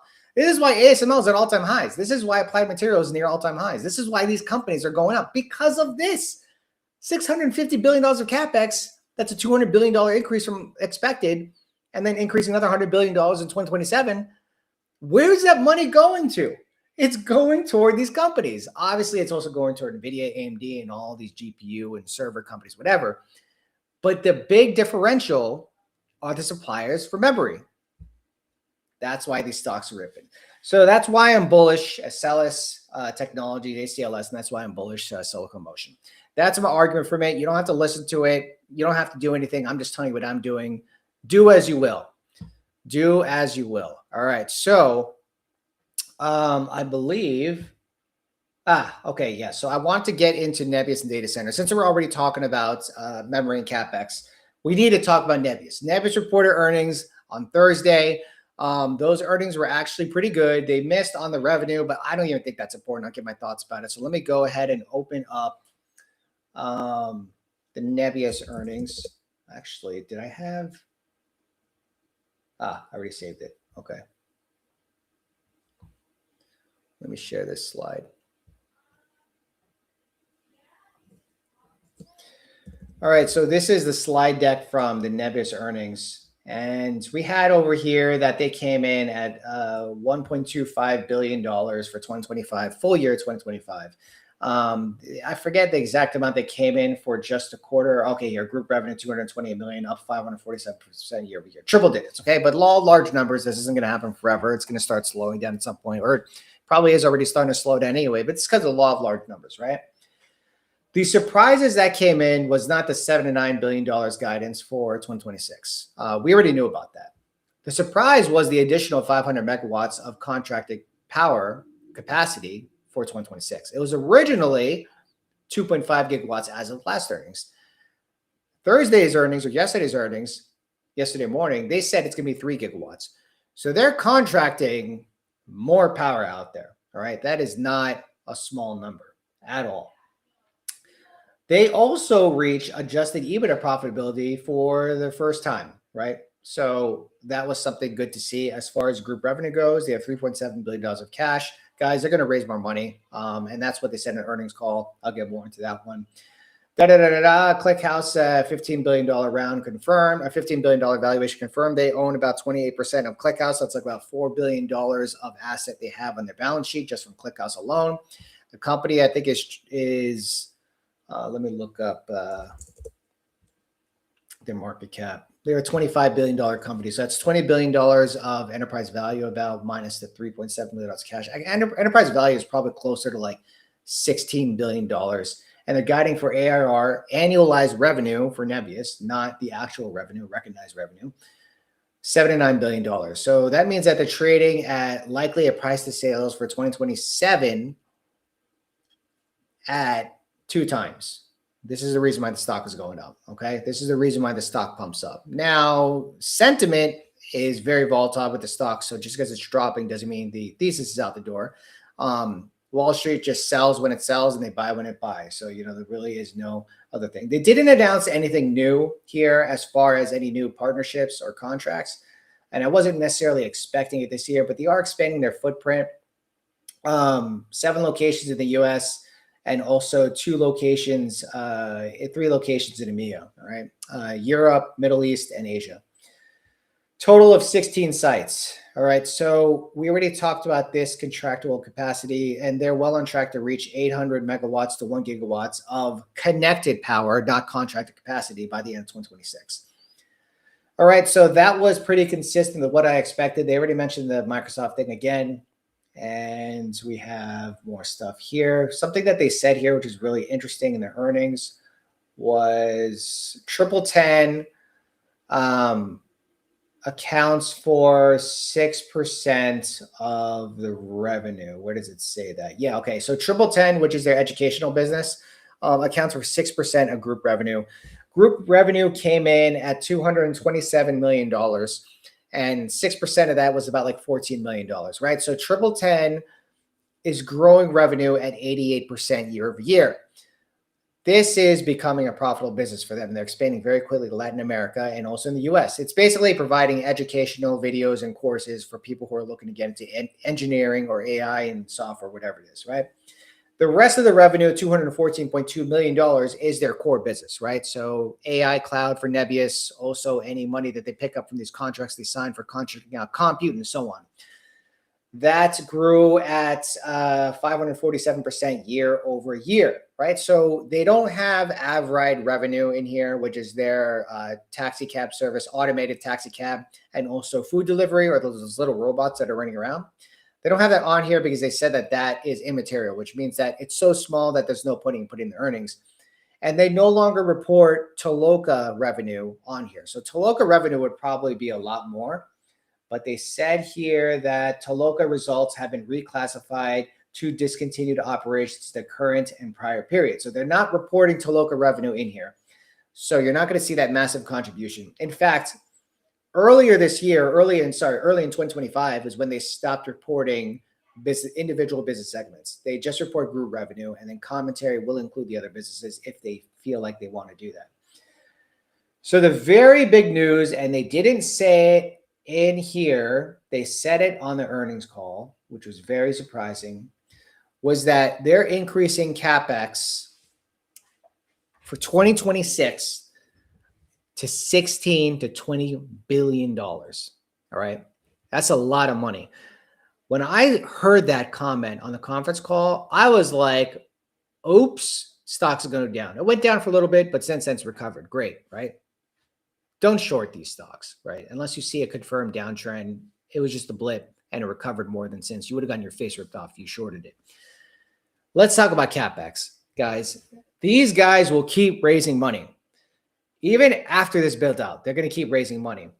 What makes the difference between NBIS and IREN, and you guys already know I sold IREN. All right, I already said it on Twitter publicly earlier this week so I could open the position in ACLS Technologies and Silicon Motion, which are actually doing very well.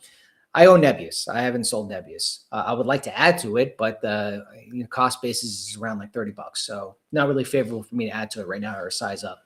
I did do like tiny ads up there, but like very small ads.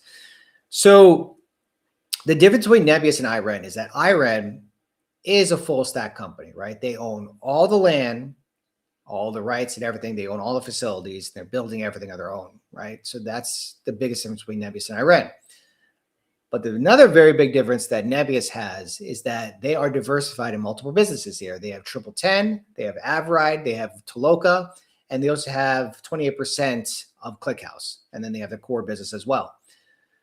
Similar to IREN, NBIS has an AI cloud product and servicing, which is already online. IREN does have it, but they're barely earning any revenue from it, but it will ramp up, right? So if we think about exposure to this whole industry, I've always said that if I'm going to pick companies that are not, oh, looks like Steve is here. I'll bring him on in a second. If I'm going to pick companies that are not part of the AI cloud, it would probably be CoreWeave and it would probably be Cypher. But I want to stay within that, and I already have exposure to it, so I might as well just bring it down to NBIS. All right, so I'm going to bring Steve on real quick. Oops. What's going on, Mr. What's going on? Great to have you here, sir. Where are we headed? What are we doing this weekend? You were just driving on the wrong side of the road for a moment. Oh, okay, that's fun. You know, freaking New York City driving, people pulling out in front of you, no bueno. I've done that before, in the city especially. I think everybody has. Yeah. No, it's How's Milkman. it going? So someone asked if it's Asian Steve or it's Milkman Steve. Who's Asian Steve? Jason from Paper Treads. Oh, okay. You call him Asian Steve? That's funny. That's funny. Like two completely different. Like you're a much more concentrated in fundamentals and very long term. Jason does have a long term portfolio, but he mostly is with trading. So like very different. So if you want to say trader Steve or long term fundamental Steve, that would be you. Milkman, I guess Milkman. Where did Milkman come from? So I happen to drink a lot of milk, And whenever I would come on a mid-show, I would be drinking milk. And he just called me at one day. Okay. That's cool. Interesting how that name derived. But I appreciate you bringing the milk for the event. If you guys were not at the event last couple weekends ago, that was an awesome event. There were a lot of people there. AMAT's going to do another one, I believe, in March in LA, which is going to be great. I'm going to be going to that. Are you coming to LA, sir? I already have my hotel booked. Oh, okay. So I'm going to see you again. That's going to be awesome. Yep. Hopefully we'll spend more time chatting with each other because it was crazy there. And I was there very shortly, but I don't have to worry about a flight home, so I will stick around longer. Yeah, So this time we're doing the flight. So, yeah, I'm coming in Friday and I'm leaving Sunday. Okay, cool. Where are you staying? Or what area are you staying I'm staying at wherever he's having the thing. He had a link and I booked a room. Oh, shoot. I don't even know where it is or any of the details yet, so we'll see. Is it in Santa Monica or is it in Hollywood? Culver City, I think. Clover City. Culver City. Okay. Culver City. Dude, eat all the pizza you can in New York because like the pizza and Italian food out here is just terrible. No, I'm going for when I come out there, red meat the whole time. Yeah, there's some good steakhouses out here actually. Yeah, you can't miss with red meat when you go to a big steak. Yeah, that's true. I don't know if you're a fan of Brazilian steakhouses, but there's a place called Fogo de Chao in LA, which is really good. But they have a lot of good steakhouses out here. And even like if you go to like what's it called? Crenshaw Boulevard or Beverly Hills, there's a lot of good steakhouses down there, like right next to the street over there. But yeah, man, there's a lot of good steakhouses. We should all go out. We should all go out and get some steak. Yeah, June, that's awesome. You're going to be here too. Good to see. Someone asked if you're bringing milk to LA. Like how? No, I am not bringing milk to LA. Yeah, Steve did bring milk for a lot of people. And I couldn't take it because I was going on a flight right after and it would have went bad. Otherwise, I would have given my son. I don't drink dairy. I drink almond milk. So you're probably not going to like that. But yeah, man, if there was something that I wish I got when I was in New York, it would have been some bagels. I didn't get any bagels when I was in New York, but I had a beef patty and I had pizza. Okay. Yeah, so it was good. All right, man. So we are coming close into NVIDIA earnings. NVIDIA earnings are coming up in February 25, Wednesday. And NVIDIA is actually down like 2% today. In fact, a lot of semiconductors were down today. Not all of them, but a lot of them were down today. And what are we thinking for this earnings? Like I went over, I don't know if you're listening, but I went over Applied Materials and basically the CapEx and how a lot of the increase in CapEx for all the hyperscalers. In fact, UBS says that 30% of the rise in CapEx is mostly attributed toward the memory price increases. So what are we thinking for NVIDIA? They're going to blow the doors off and people aren't ready for what Jensen's going to say. I have slides that I prepared. Obviously, I cannot show them because I'm driving, but I pretty much memorized the numbers. And they've gone from, in 2023, increasing CapEx from the big four, Amazon, Alphabet, Microsoft, Meta by 55% year over year. And then in 2024, it was like 63 or 64%. And we just increased CapEx going into this year by 70.63% year over year. $620 billion. I mean, that's a number. Yeah. When you think about, and that's only from 4 companies, there is no way NVIDIA is not coming out with great guidance. The infrastructure build out, and here's the funny thing. People think that this is like the last year of expanded CapEx.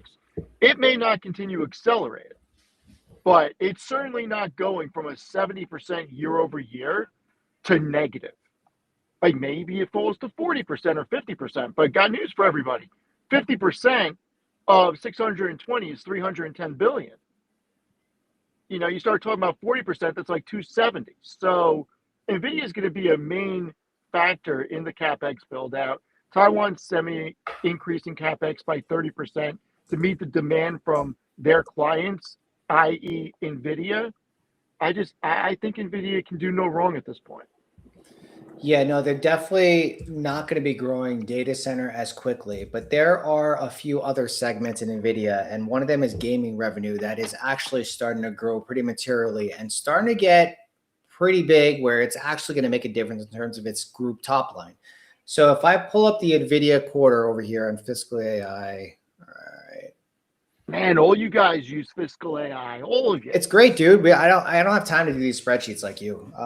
So it's easy for me to pull it up. I mean, arguably for me, with the way that I do a lot, is like fundamentals are important, but like price action crucial, and also the themes. NVIDIA is definitely part of the theme. So gaming actually increased about 30%, decelerating 48% last quarter, and it's now at $4 billion. Data centers at 51%. So if we give it like, actually, let me do last 12 months over here. So for the last 12 months, data center is $167 billion. The last 12 months of gaming revenue is $15 billion. And they're growing at a run rate of 27.3% as of last quarter. So given a couple years, gaming could be growing faster than data center. And even though data center is going to be massively larger, if we do get a ramp up in personal devices, smartphones, and so on, it's not just gaming, but also just the fact that if you start rolling out and scaling up more smartphones, more mobile devices, and more EVs and whatever it is, these other segments in NVIDIA are going to start providing more to the top line, but also contribute more profitability, but also keep people in their ecosystem, right? Also, the NVIDIA does have CUDA, which is more of the software that manages all of the GPU clusters in all these environments. And they also have NVLink as well. So even though for data center, the GPUs might slow down a little bit, and that's probably more to do with the pricing power versus the actual inventory they're pushing out, I do think that the other segments, as well as NVLink, will help keep the acceleration afloat for this company. And I think that people think it's going to end this year. And like, I agree with you.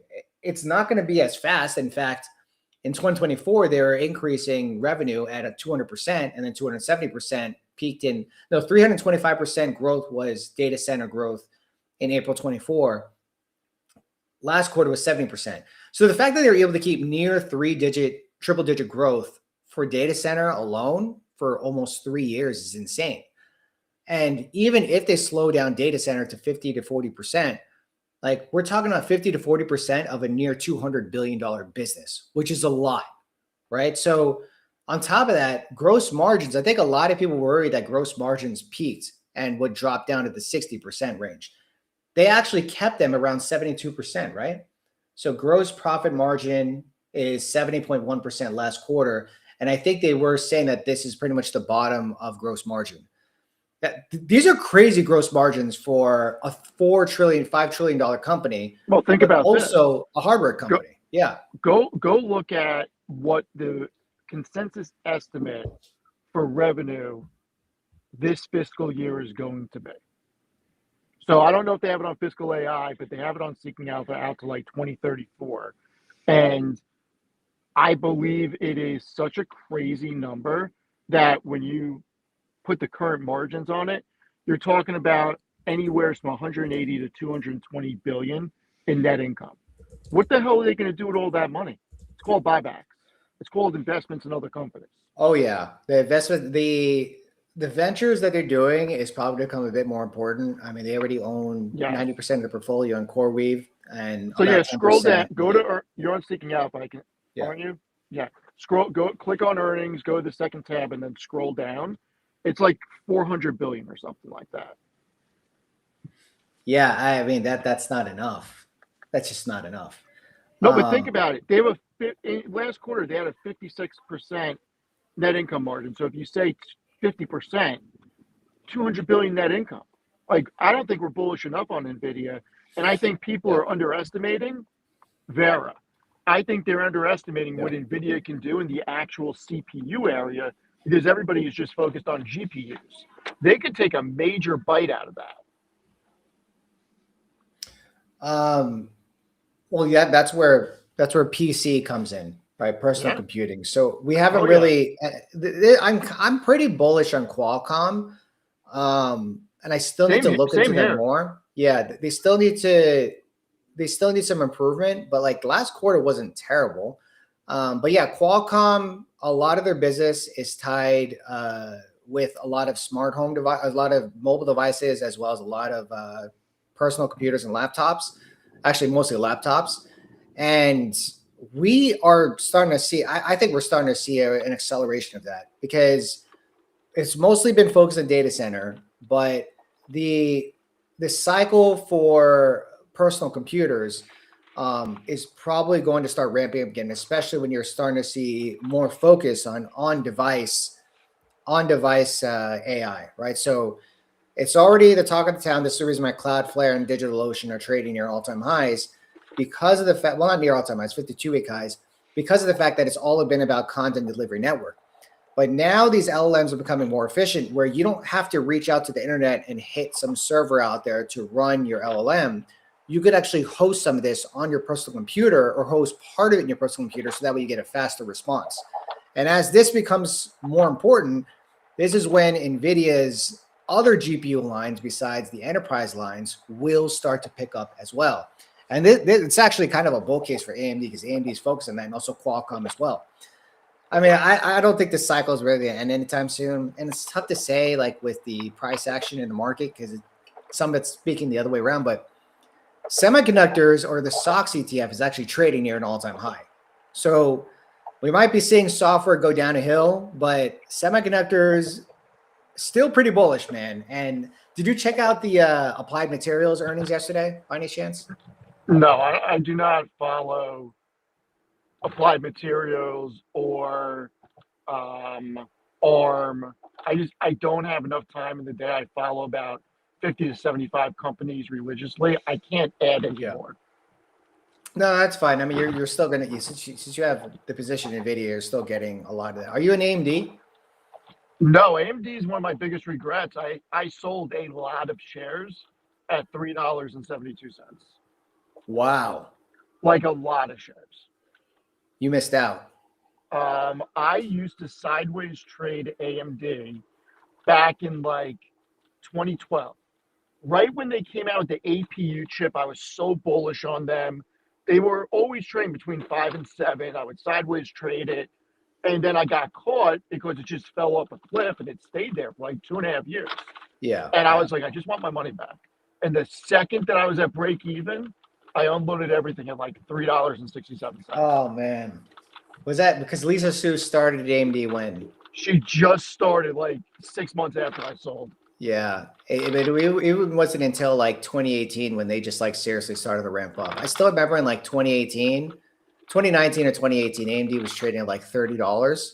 Yep. And that was the last time they ever saw that price again. Because after that, Lisa Su really ramped up. And then you had, of course, the Bitcoin craze where GPUs became very important. And then that came back and then AMD went down to like $50 in 2022. And it was literally just $80 like last April. But yeah. It's a great company. And if you go to, there's a site that I use to track CPU market share. And it's called Passmark. And they have all these different things on there. And when you look at the CPU market, AMD overtook Intel in 2025 for I think 2 or 3 quarters on market share on desktop CPUs. Now, they did not overtake them on laptop or servers, but they started making a dent on servers with the Threadrippers. And they're just a great company. It says here that Intel still has the lead on there, but yeah, they caught up dramatically back in Intel. Yeah, that was when they bottomed. Yeah. Yeah, that was when they bottomed. Let me actually look at the price chart of AMD real quick. 2018 was when they ramped up. Yeah, you can go through. They have 4 different charts on there. They have desktop, laptop, server, and total. So that's the one on desktop. I'm out of light, so I can look at your screen. So that's the one where they flipped them at one point. Oh, okay. Let me see here. But they haven't been able to flip them on servers or laptops, which is interesting. For CPUs, I mean, that kind of makes a lot of sense. Like you're going to go with the Xeon processors with server CPUs, not so much AMD's line. I mean, they just own that market. But like They CPUs do. generally is where, I mean, if you think about GPU compute, which is more specific with the logic that these LLMs are running, it's obviously more important. CPUs is running the logic for the central. That's why they call it CPUs, central processing unit, because it's doing it for the whole computer. But when you think about using LLMs, that mostly is going to be GPU focused. But this is important because the system's got to keep up with the GPU. So this is important. Let me check a video card. You know what I bought more of today? What? I'll give you one guess. You bought more of? Oh, Amazon? Yeah. No. Actually, I bought more Zeta. Oh, Zeta. Yeah, they report earnings. Let's see, a week from Tuesday. Yep. If you're going to be home, you could join us. We're going to be streaming that one for sure. I am so far down the rabbit hole on Zeta that I just keep buying more. You know, the valuation doesn't make sense. I did my People last. are shook about SaaS right now, and it's getting Yeah. lumped into it, and the market is overreacting and throwing a tantrum. Oh, you got cut off for a minute there.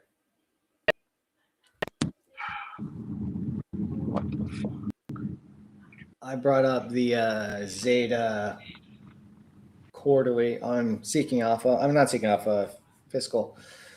So if I look at the estimates on an annual basis for 2026, they have $1.73 billion. For 2025, they have, growth is expected to reaccelerate this year at like 34% year over year. Yeah. Oh, that's what they expect now? Okay. So that's why it got re-rated. But what's weird is that it's trading below where it was before. So it doesn't, that's a part that doesn't really. Look, the big thing with Zeta is the balance sheet's great. On the income statement, they just flipped operating income. And it looks like they're going to flip net income in 26. And it looks like EBITDA is going to continue to expand. Free cash flow positive. And they have more cash than debt on the balance sheet. So what is there not to be bullish about? Yeah. Everything is trending in the right direction. You have accelerating growth.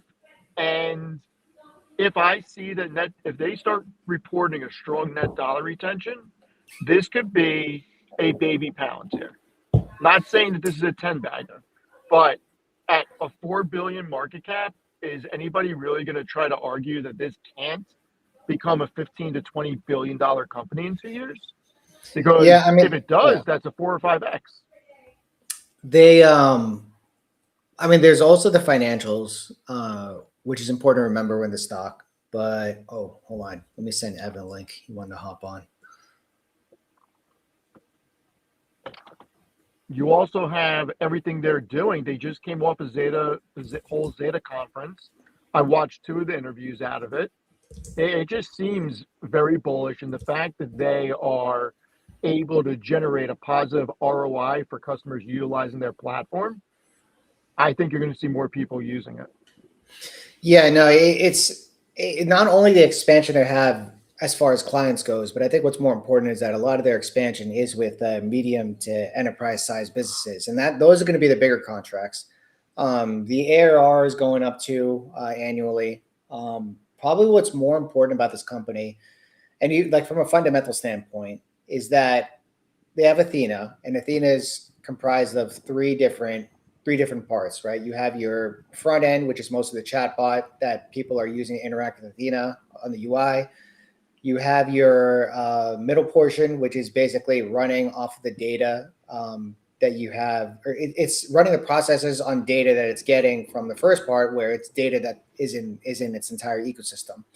And obviously, as a client, like you don't have access to other people's data, but through Athena, you do have access, but not that you can see their information, but you can see the trends, right? So you could actually ask Athena in real time if like, what are some campaigns that I can start, right? Because Zeta is a marketing product.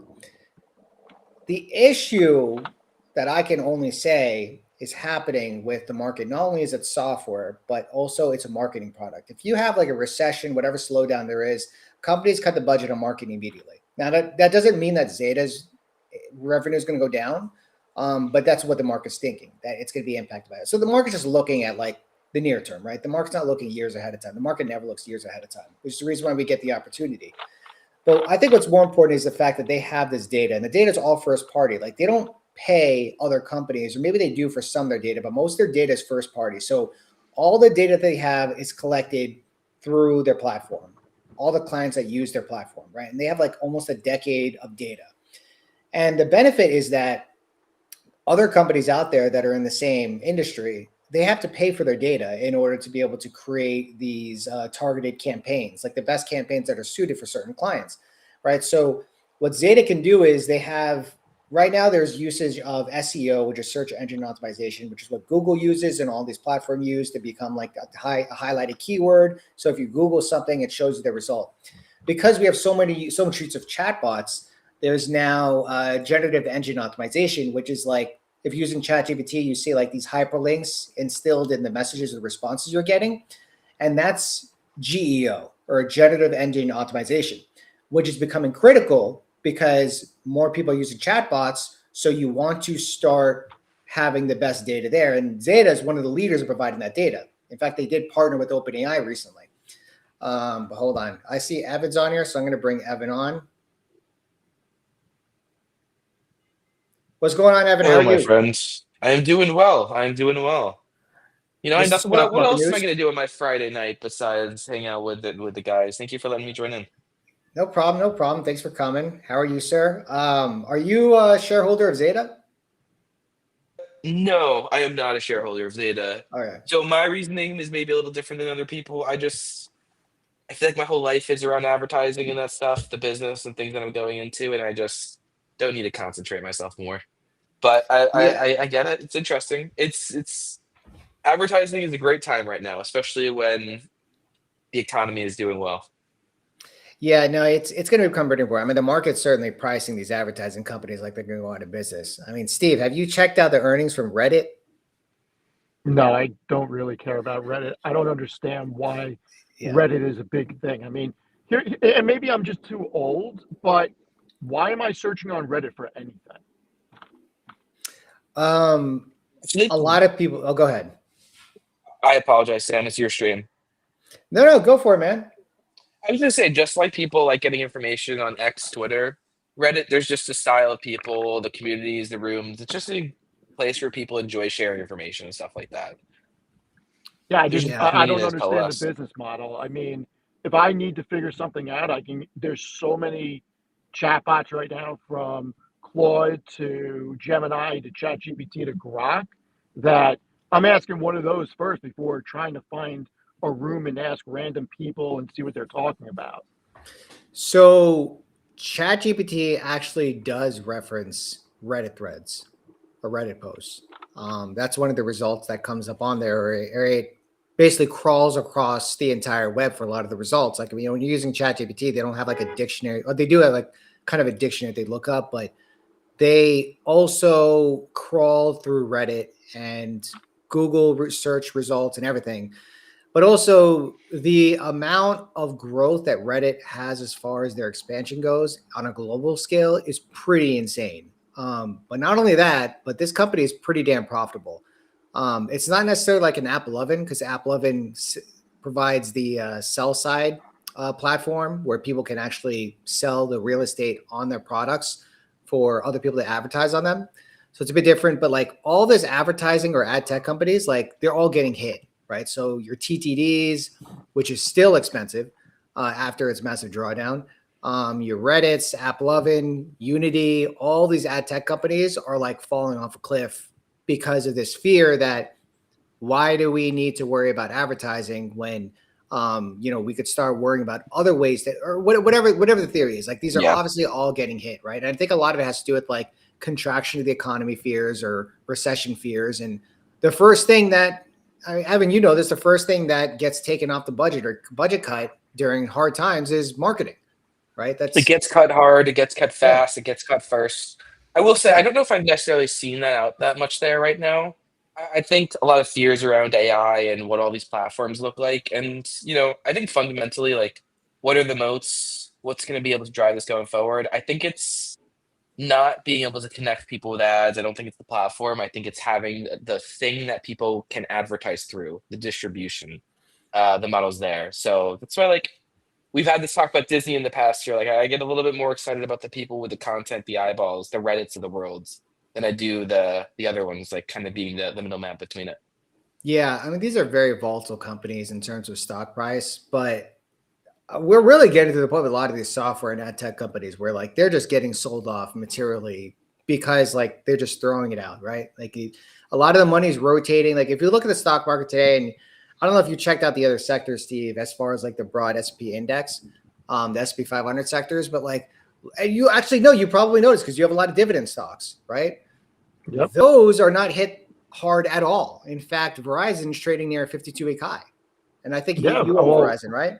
Verizon is doing several things that are making the numbers better. You have Chevron and Exxon that were beat up for no reason.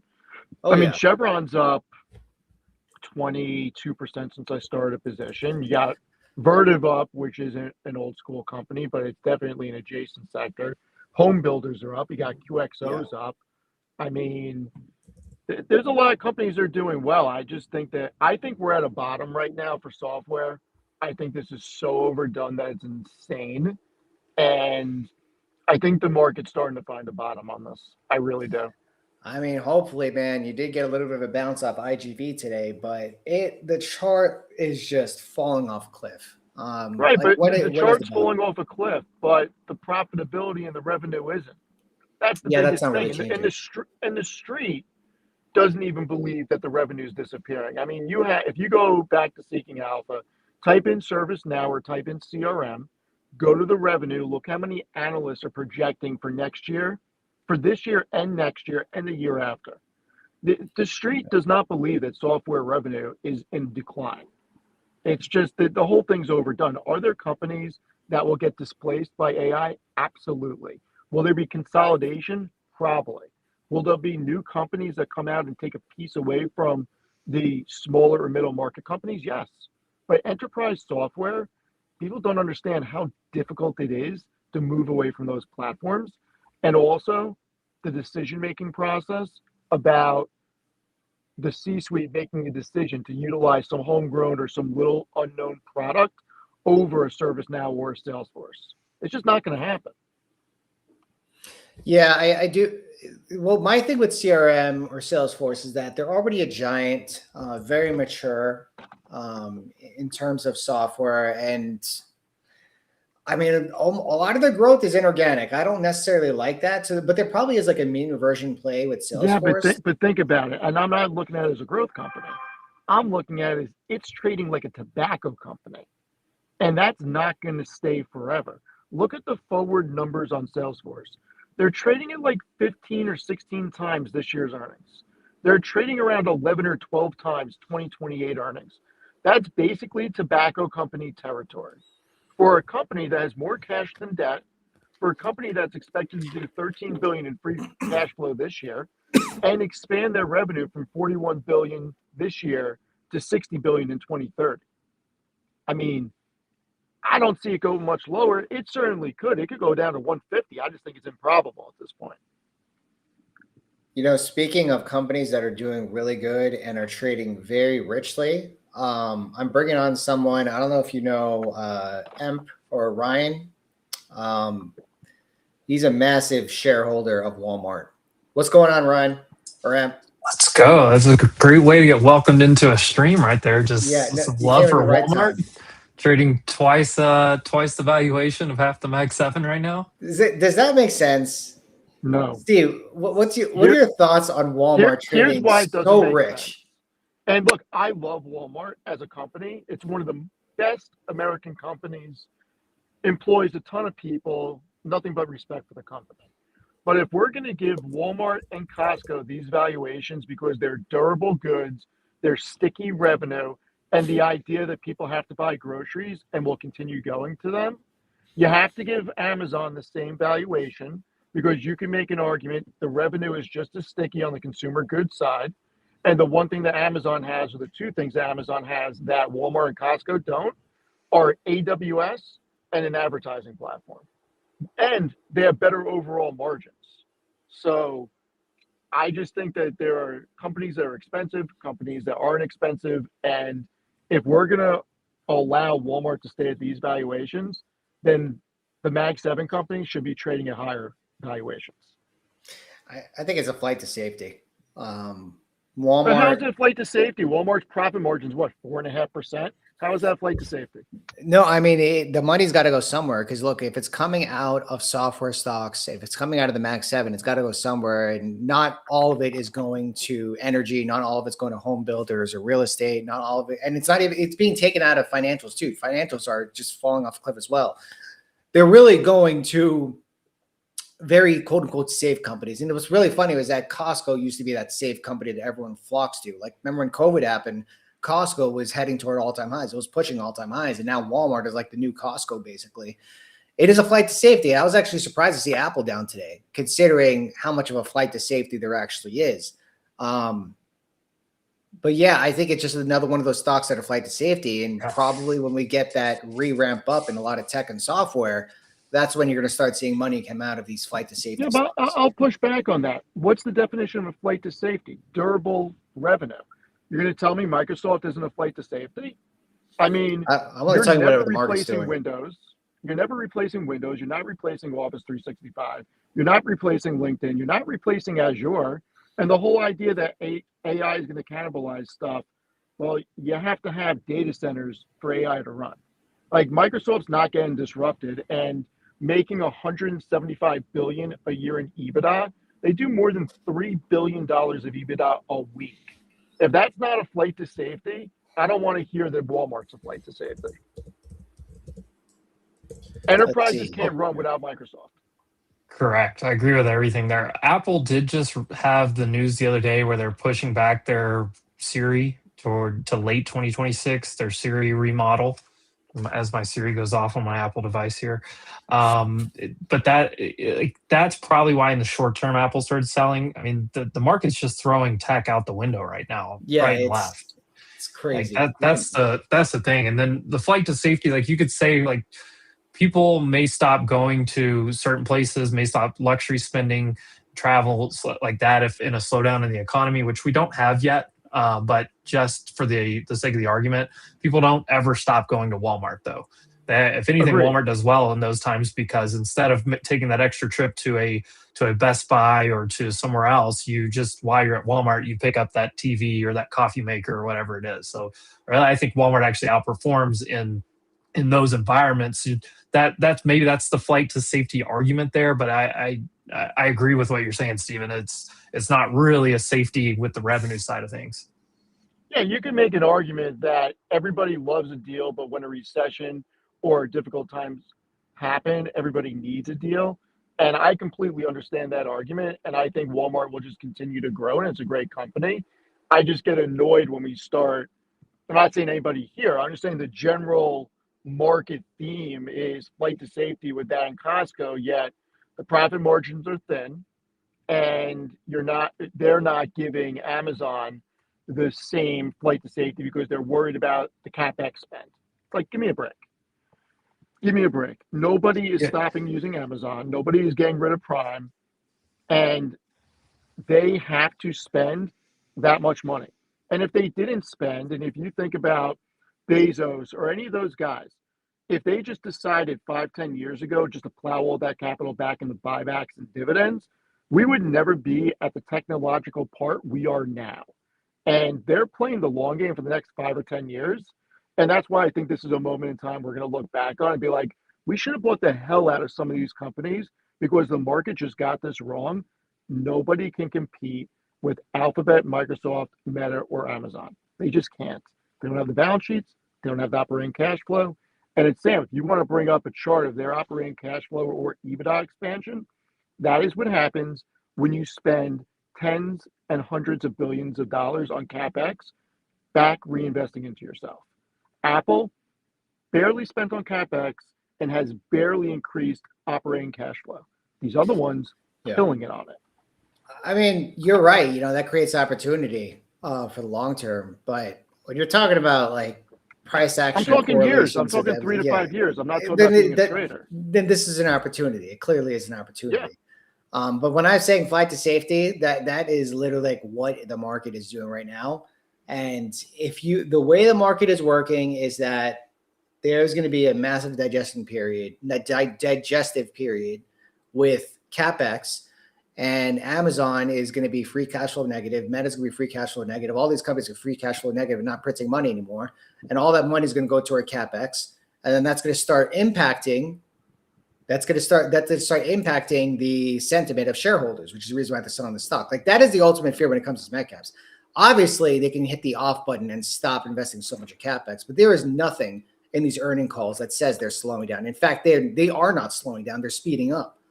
And no, they're in a prisoner's dilemma. But the thing people forget is Microsoft does not report on a calendar year; they report on a fiscal year, July to June.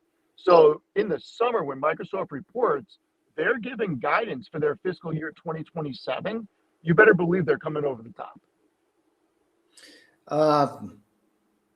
I actually saw that before because Applied Materials reported Q1 fiscal year 2026. Like, does that really make a difference? Like, or is that just what the fiscal year? For this argument, it does, because Microsoft's already giving guidance on CapEx for their 2026 fiscal year.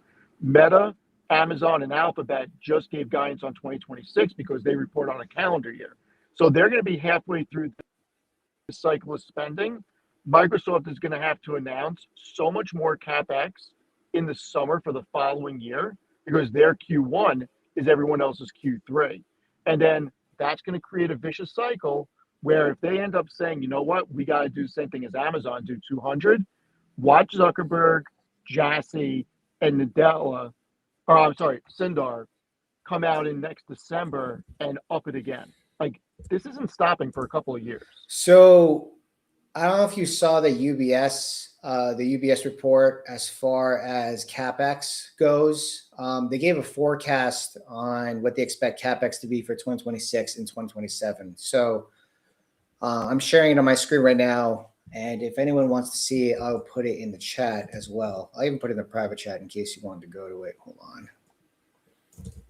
So over here it says, following this year's earnings, UBS raised its CapEx 2026 to 2027 forecast for hyperscalers by adding 43. They raised it by 43% and 28% for 2027, respectively to $827 billion for 2026 and $915 billion for 2027, representing a 61% year-over-year growth in CapEx. So that's actually an acceleration that we had from 2024 to 2025. Are they adding Oracle as a hyperscaler? I don't know. Because it's 620 this year just from the big four. So I'm willing to bet that they're adding Oracle in there. They're probably adding other ones too to come up with that number. I mean, the majority, 620 is the majority of it. So, you know, that's. Yeah, it's a massive Yeah. number. So what they're saying is that they're going to grow in 2027, but like this is the last year of massive growth in CapEx before 2027.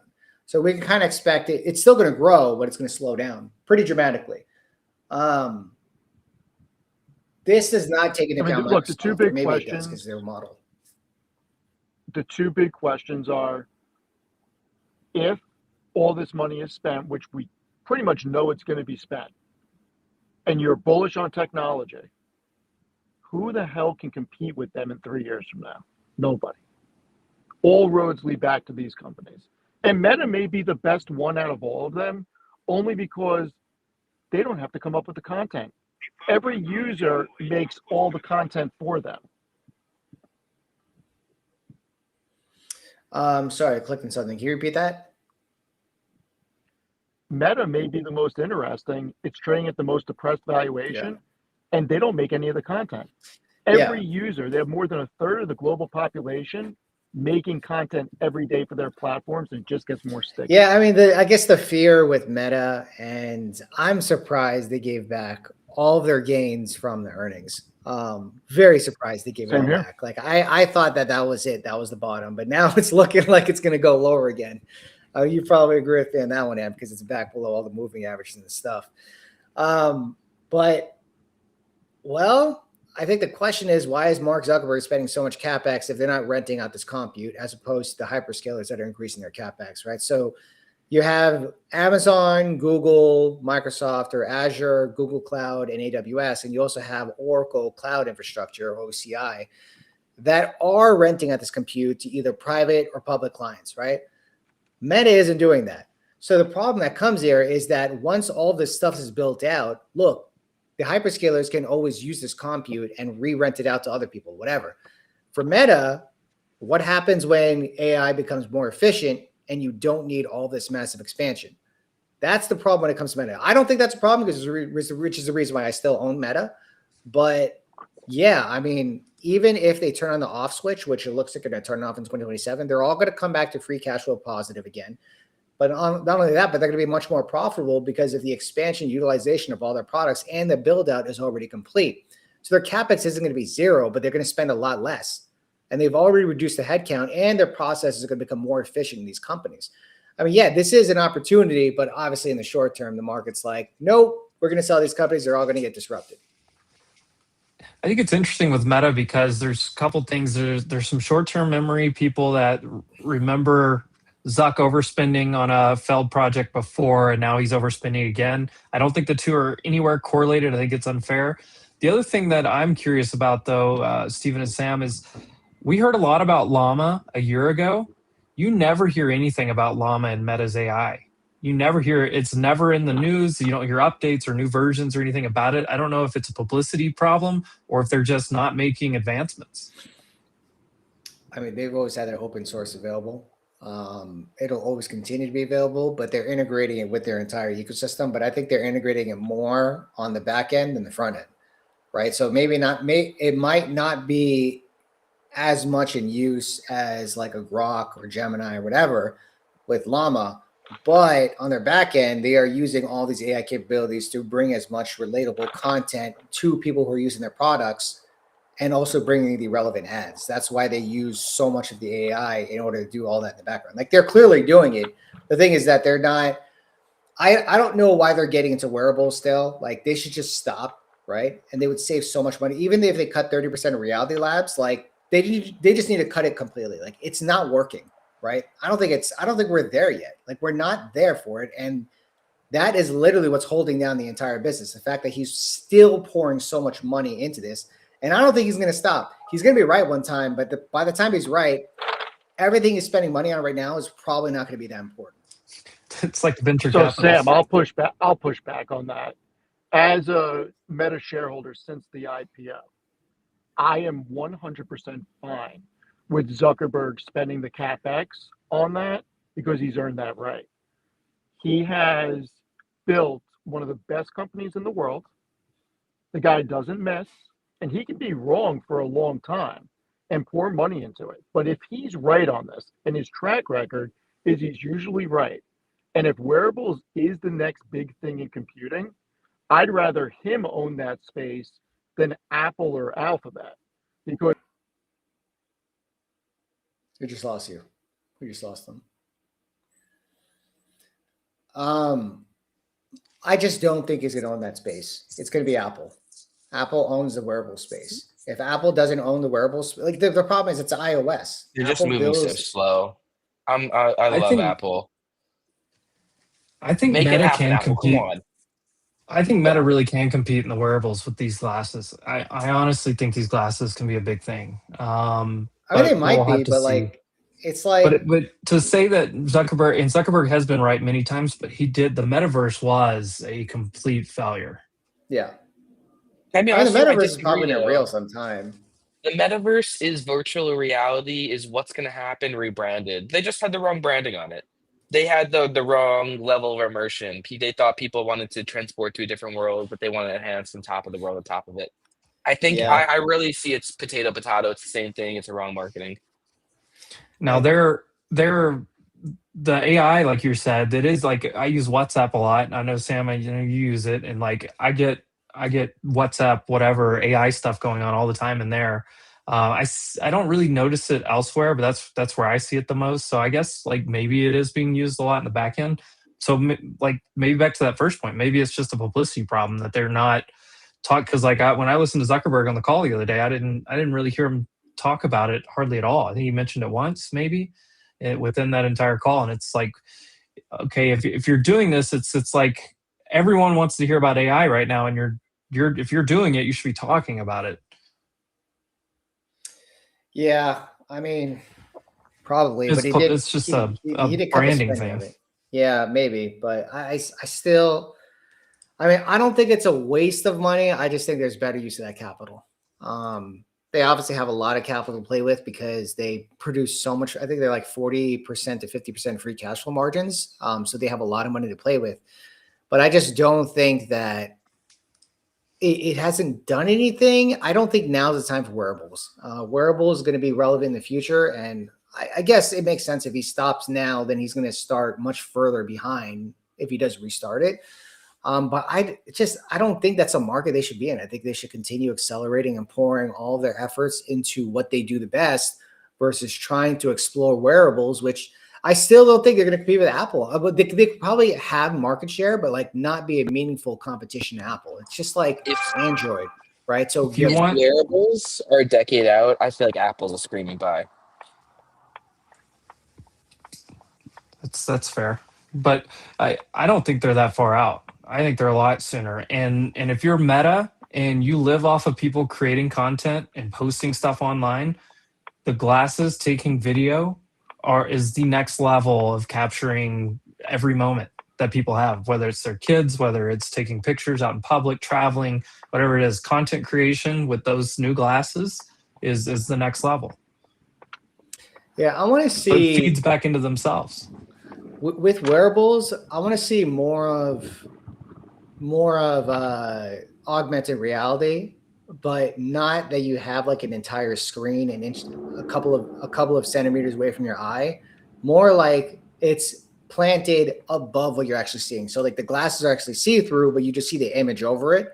Because when I use those the Vision Pro, like, dude, my eyes were just blasted after I took those things off my head. Like I said, I used it for 30 minutes and my eyes were just like, no, I don't want destroyed. I think it's the glasses, not the Vision Pro, not the what's the Oculus or any of the. I don't think that is the future. Like yeah, no, it's cool. It's cool. Like I get it for certain scenarios and stuff, but like I think just from an everyday basis, like being able to talk and not pulling your phone out of your pocket and all that stuff, which I think people are going to do no matter what. I think that is going to take some years to like not defeat, but like push that away. Yeah. I mean, if you think about like the laptops and the smartphones, you know, people still have to have computers. Like, I don't think that's going to go away even with smartphones. Like people are still going to have computers or desktops. Yeah. People are still going to have smartphones because that's just like a much easier way to, or like, okay, if you're using like AOL, well, not AOL messengers, people can use them, or WhatsApp or whatever. Like a lot of people can type way faster on the computer and be more versatile with their communication on there. But if you're using a phone, it's like it's easy to access your mobile, whatever. And the glasses are going to be the same thing. Now, I agree with you. That's when the glasses would really make sense, when you're planting the visual on what you're seeing versus like just looking at a computer screen. Like that's the only thing that bugs me about it. I never knew that that's what it was for a while.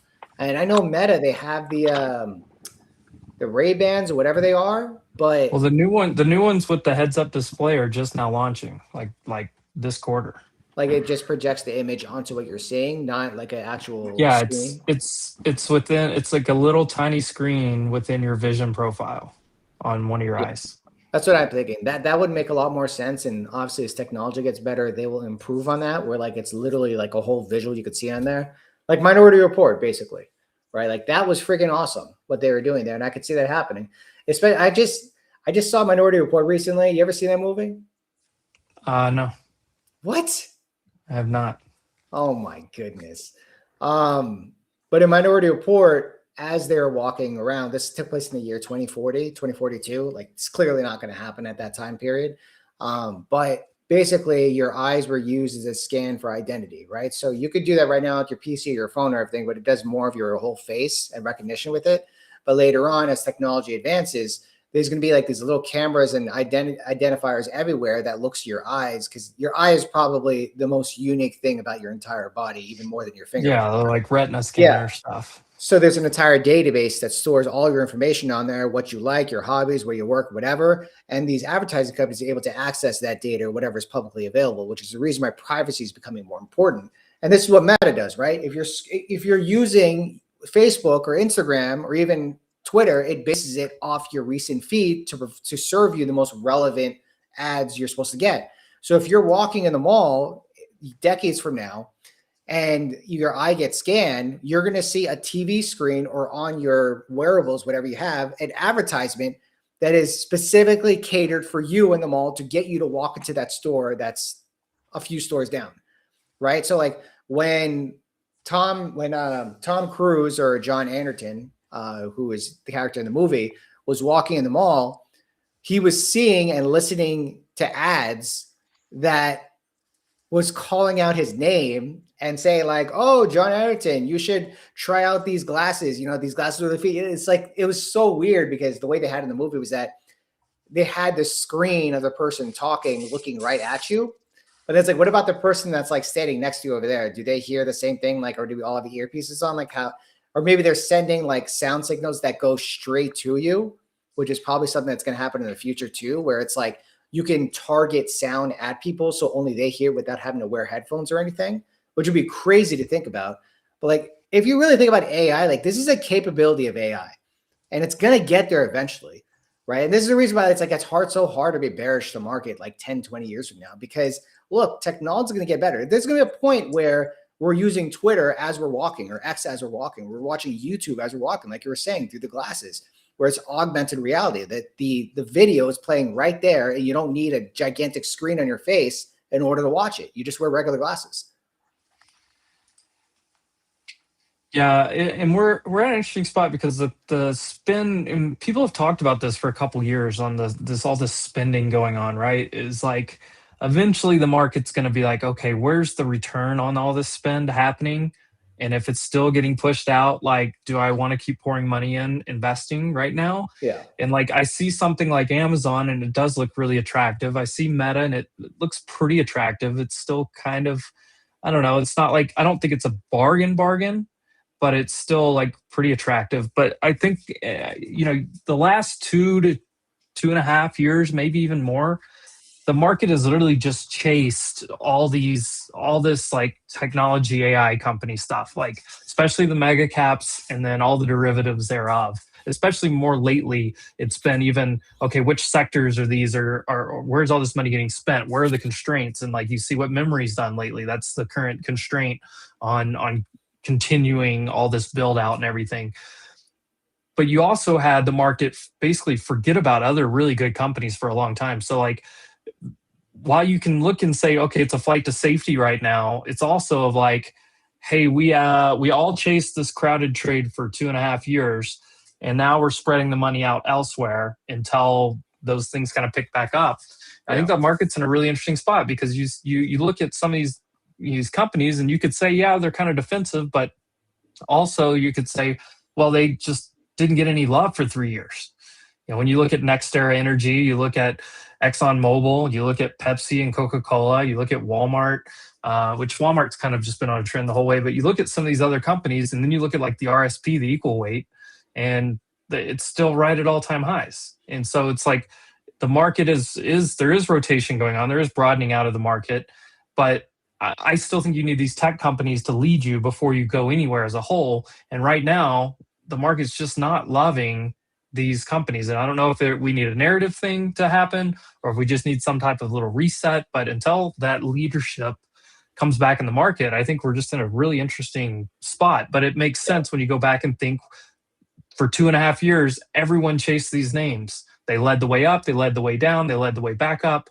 And right now they're trying to lead us back down, to be honest. Yeah, no, I agree with you. I mean, I was just saying this earlier before you guys came in the stream, because I was looking at the markets, I was looking at different sectors and everything. Because obviously, everyone on Twitter, a lot of the YouTube stuff, like a lot of people are generally focusing on like high tech, high beta stuff, and that's usually like what's displayed on you, what's talked about on Wall Street and everything. Well, maybe not so much Wall Street, but like it's usually what's out there, right? The catchy stocks that a lot of people talk about. But yeah, the Chevrons, I can't even think of some names off the top of my head, but anything other than these stocks, they don't really get talked about that much. But the RSP, the equal weight SP 500, is near all-time highs. They didn't make an all-time high today, but it literally just made an all-time high. It's like a percent. It's like a percent away. It just made it like yesterday or day before. Even like Verizon's at 52-week highs. A lot of dividend-paying companies or real estates or REITs or whatever, they're trading all-time highs. Not New York real estate, unfortunately, but a lot of real estate companies are trading all-time highs. Home builders, we already talked about energy companies as well, trading at all-time highs. Like not everything is falling cliff, which is the reason why it makes it so hard to believe like we're going to get a 20% bear market, because these have to fall. Now, one thing that I did find very interesting is that financials, and we were talking about this with Casey when we were on the stream, financials are falling off a cliff too.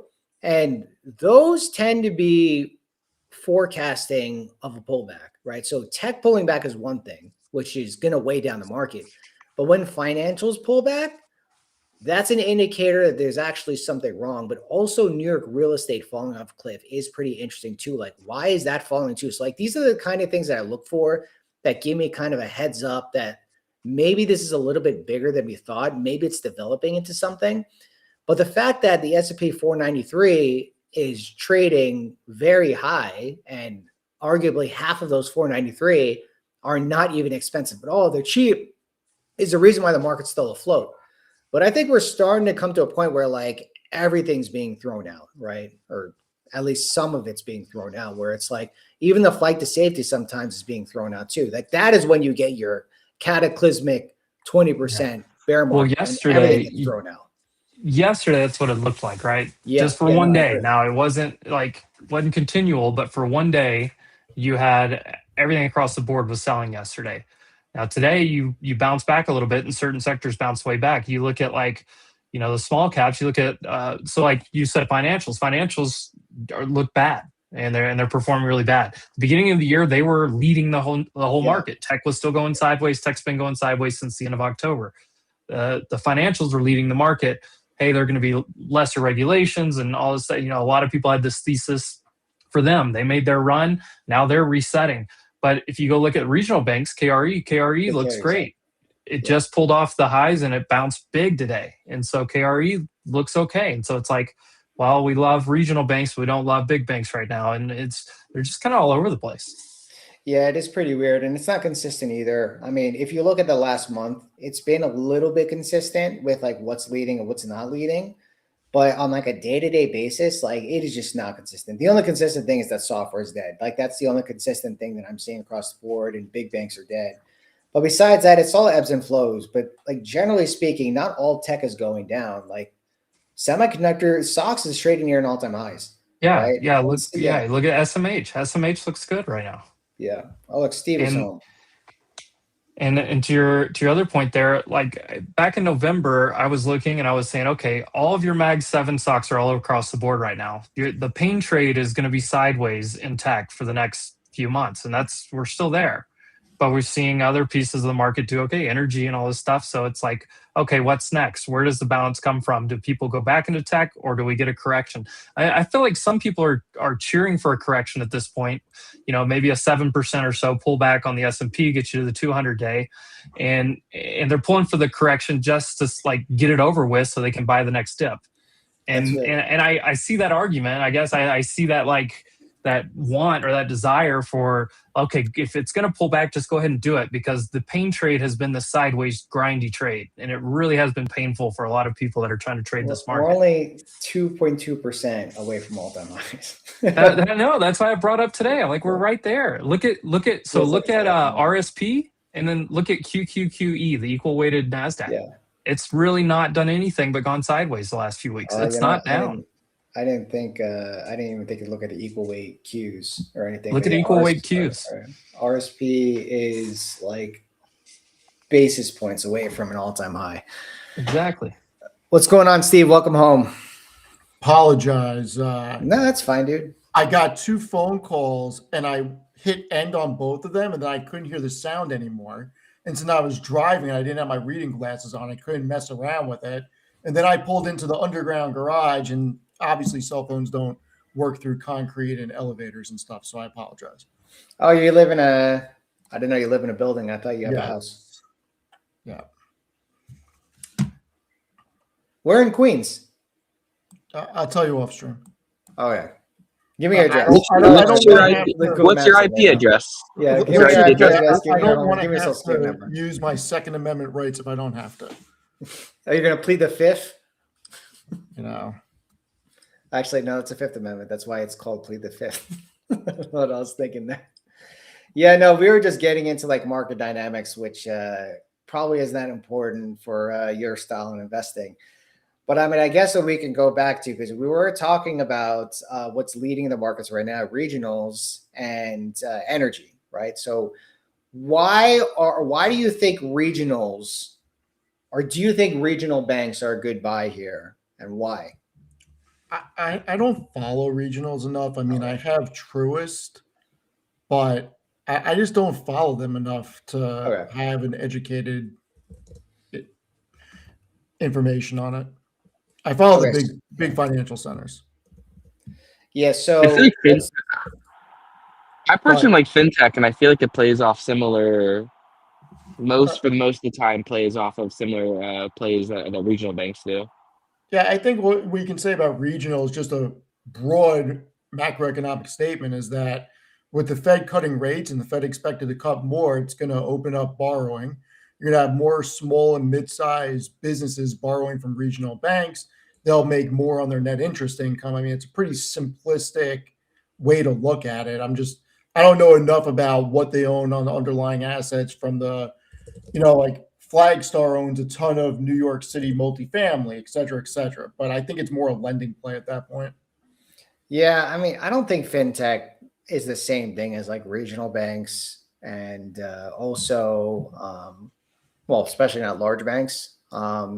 People associate fintech with like just tech in general, but more of like a call option on tech. So you have to have the economy doing really good, and you also have to have tech doing good. And that's probably the reason why a lot of these fintech companies are doing like really good middle to end of last year. But now, like SoFi is is it already under $20? It was the other day. Yeah, like something like that. I still remember when it was in $6, $7 range after like the whole market was at all-time highs. Like that just made no sense. But it was, like middle of September when they did their first 2 rate cuts. That was when like SoFi just took off. But I would say that, we're getting 2 rate cuts priced into this year already. We haven't had a rate cut yet. I don't think they're planning on cutting rates until like June or May or something like that. And that is banks, right? So like, why is Carry ripping, but like SoFi isn't ripping? Like, even though SoFi has a really good profitability profile, is it its book value? Like, is that the reason why? Like, why is SoFi lagging behind other banks as well? I think it's getting lumped into being classified as a bank. I mean, look, their primary business, and I have a lot of SoFi. Their primary business is lending and banking. That's banking. It's not being looked at as a growth company or technology company because of where the majority of their revenue and contribution profit comes from. And if you classify it as a bank, it's trading at a big valuation for a bank. So I don't know. I think it needs to really hit on the tech platform to change the narrative. That's just my opinion. Where are they at on because they keep doing offerings, which the market doesn't always love, even though they can be a good thing. But where are they at in that part of the growth? Because it does seem like they keep tapping for more cash to continue to grow. Yeah, I wouldn't be surprised if they keep tapping the markets. I mean, they had 106.4% rate on selling loans. I mean, that just expands their capacity to lend. and they're getting a big ROI on that. So I'm happy with them doing that.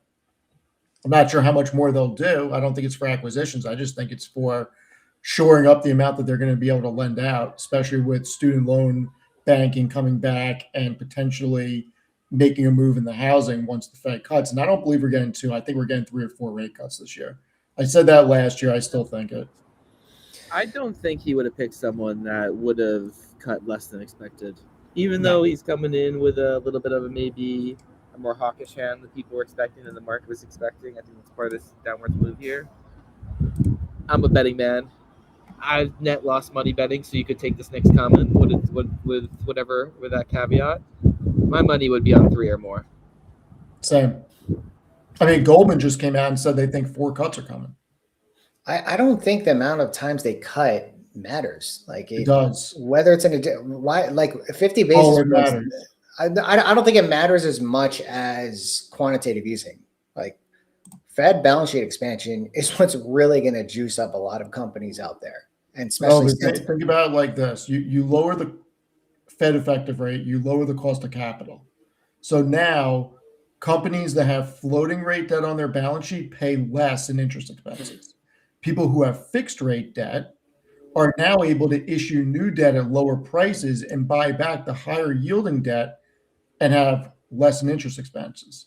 That expands margins. It also creates an opportunity for businesses that have been holding off on borrowing to expand to be able to borrow at lower rates and get a bigger ROI on that capital. It's going to juice the money centers, and it's going to juice where that capital gets spent and generate increased revenue and increased profitability, most likely for the largest companies. Because as you expand, companies like Microsoft are selling more E365 licenses. Azure is going to get more, AWS is going to get more, you're going to get more advertising spend on Meta and Alphabet, you get more office supplies at Walmart. It's going to be very good. Like, we want rates at 2 to 2.5%. It would be the best thing for this market. It'll supercharge it. I think what would really supercharge the market is expansion of their balance sheet, mostly because the long-term rates become an issue, right? So the Fed controls the short-term interest rates by cutting rates. The long-term rates is really what a lot of things, especially the 30-year mortgage, focuses on, and the Fed does not control that. However, if you are buying bonds in the open market or you're doing QE, then you are able to somewhat put a ceiling on some of those yields on the long-term bonds. And the thing is that Scott Bessent always criticized Janet Yellen about issuing bonds on the short end of the curve because rates were going up, and that did bite them in the butt and did expand the Treasury's balance sheet very quickly, which put us in even more debt. And not criticism of how she did it, but that's what he's criticizing. And he wants to start issuing bonds at the long end of the balance sheet. But in order to reduce the amount of debt accelerating for the US or the Treasury, they need to issue them while rates are down. So if we were to have QE continue, that would put a cap on the long end of the curve. It would instill some form of yield curve control, which would mean that there would be less debt growth for the government. And because GDP is increasing so much, you'd have a higher or a lower debt to GDP ratio, which ultimately is going to see like the balance of the entire economy or the strength of the economy. So, I mean, the market needs QE, right? Or tech needs QE. If you lower rates by 50 basis points or even 1 basis point, it's not really going to, I feel like that's not going to be as important if you're not doing QE, or if in fact you're doing QT or quantitative tightening, which is what Warsh said he wanted to do in the first place. But now we're saying the other thing about it, where he wants to start opening up a new facility that is buying bonds from the Treasury or from the government, right? Which technically is on the bond market, but like just the sentiment that that's happening would mean that maybe Warsh is not a hawk. And like you guys were saying, like, look, why would Trump put someone in the office that wants to end QE? I don't think he wants to do that. Or why would he nominate someone in the Fed that would not decrease rates? He wants to decrease rates. It's just a matter of how much, but more, I think, is important is whether he wants to shrink the balance sheet or not.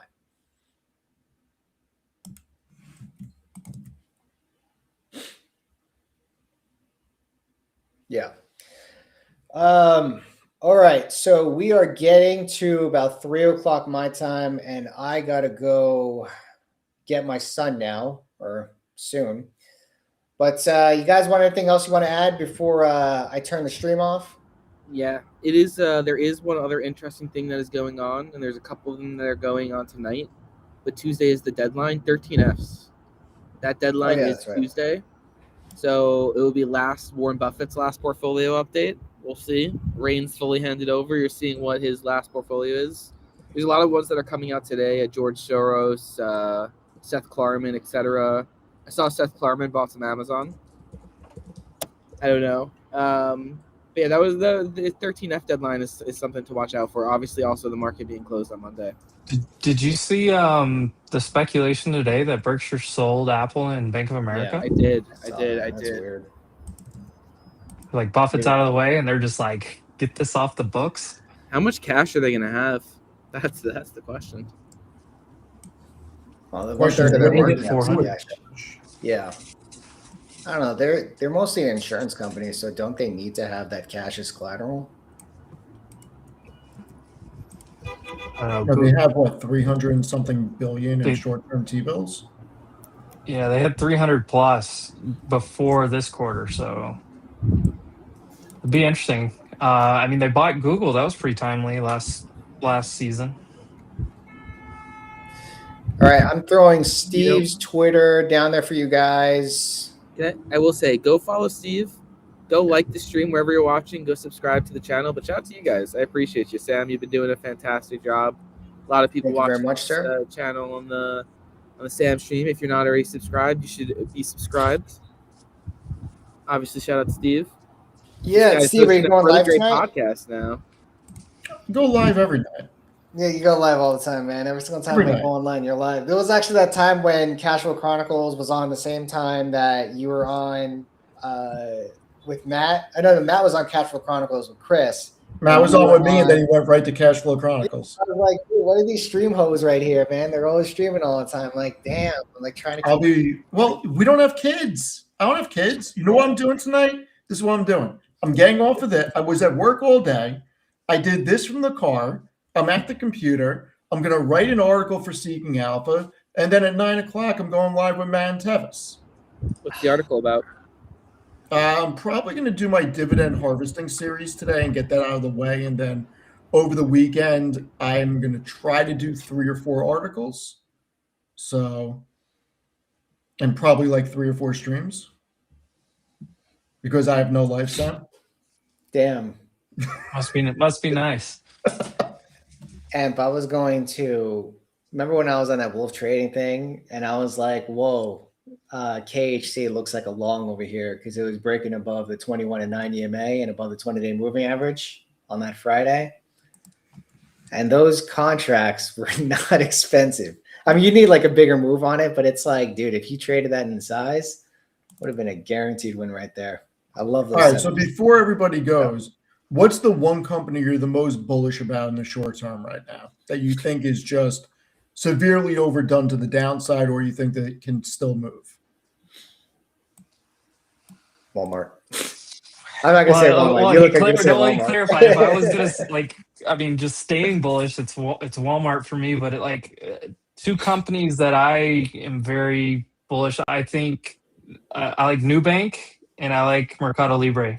Both of those two, I think Mercado Libre has been stuck in this price range for quite a while. I think it's due to make another move up after consolidating. So those two, and I'll give you another boring boomer stock, Boeing. I think Boeing looks great still. You've been hanging out with Tanner. Did he pay you to say Mercado Libre and Nubank? There was a Mercado Libre delivered a package to my house an hour ago. So I'm an actual user of Mercado Libre. Oh, wow.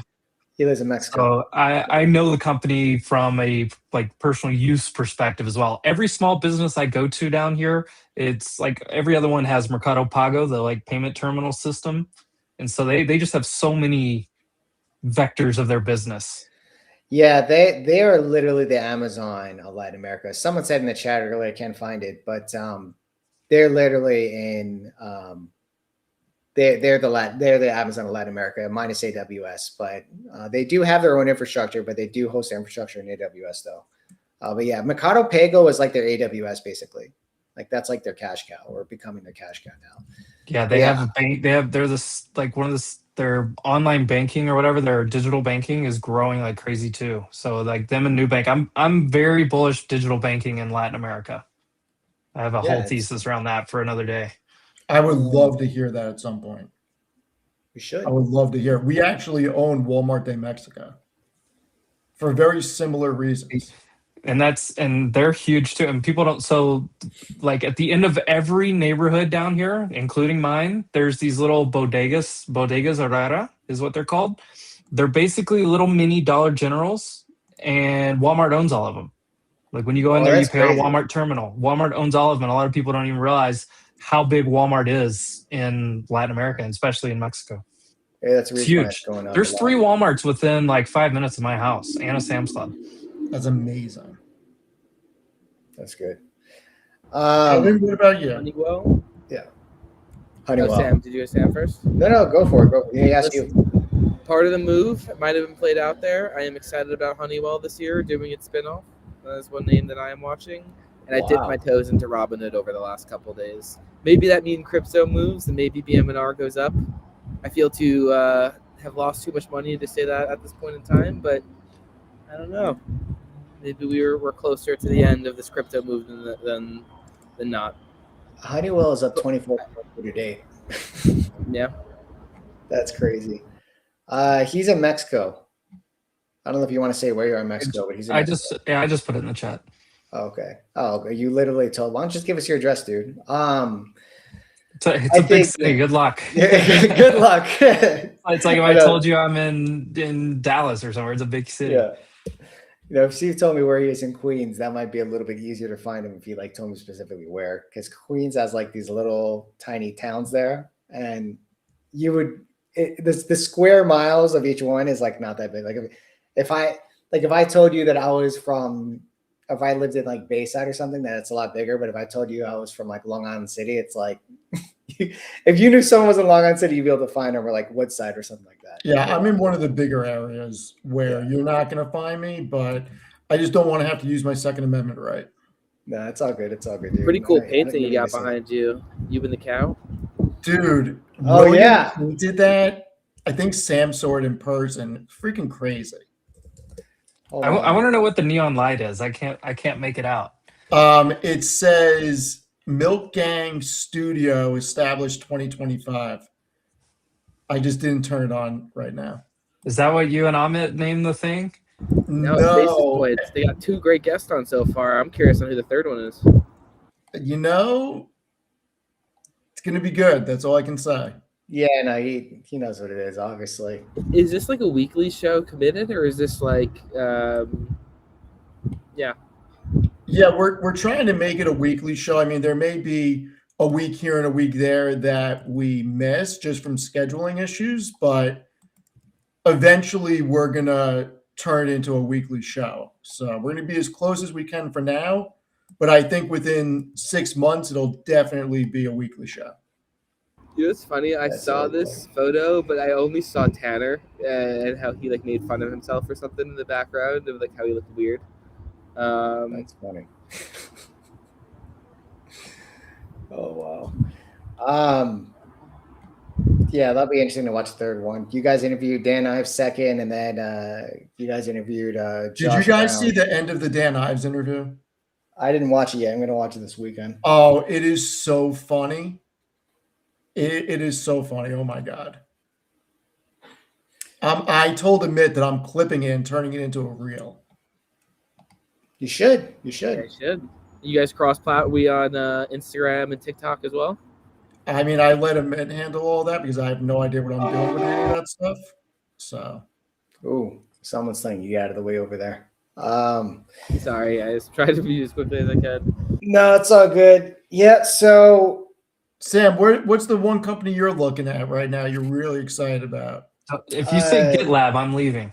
No, I don't own GitLab anymore. I cut GitLab at like $47. It was probably that's like another one of those companies where it's like it's just been on a massive downtrend, and I had to cut it when I was coming back to retest the moving average. I forget which one, but I haven't looked back since, and I saved myself like 30-40% of losses by doing that. So, and that's why I cut That's why I cut Lemonade recently, and that's why I cut IREN. But IREN is what I already have exposure to Nebius, but yeah, I might have a couple of other things that I want to cut. But one thing that I'm really bullish on is ACLS. Has to do with applied materials. They both are part of the same market, but ACLS is more concentrated in ion implantation, which is building machinery and services and parts for memory companies, but specifically DRAM companies like Micron, Samsung, SK Hynix, and all those companies. And we already know they're ramping up, and they report earnings on Tuesday. So I think that's going to be really good earnings.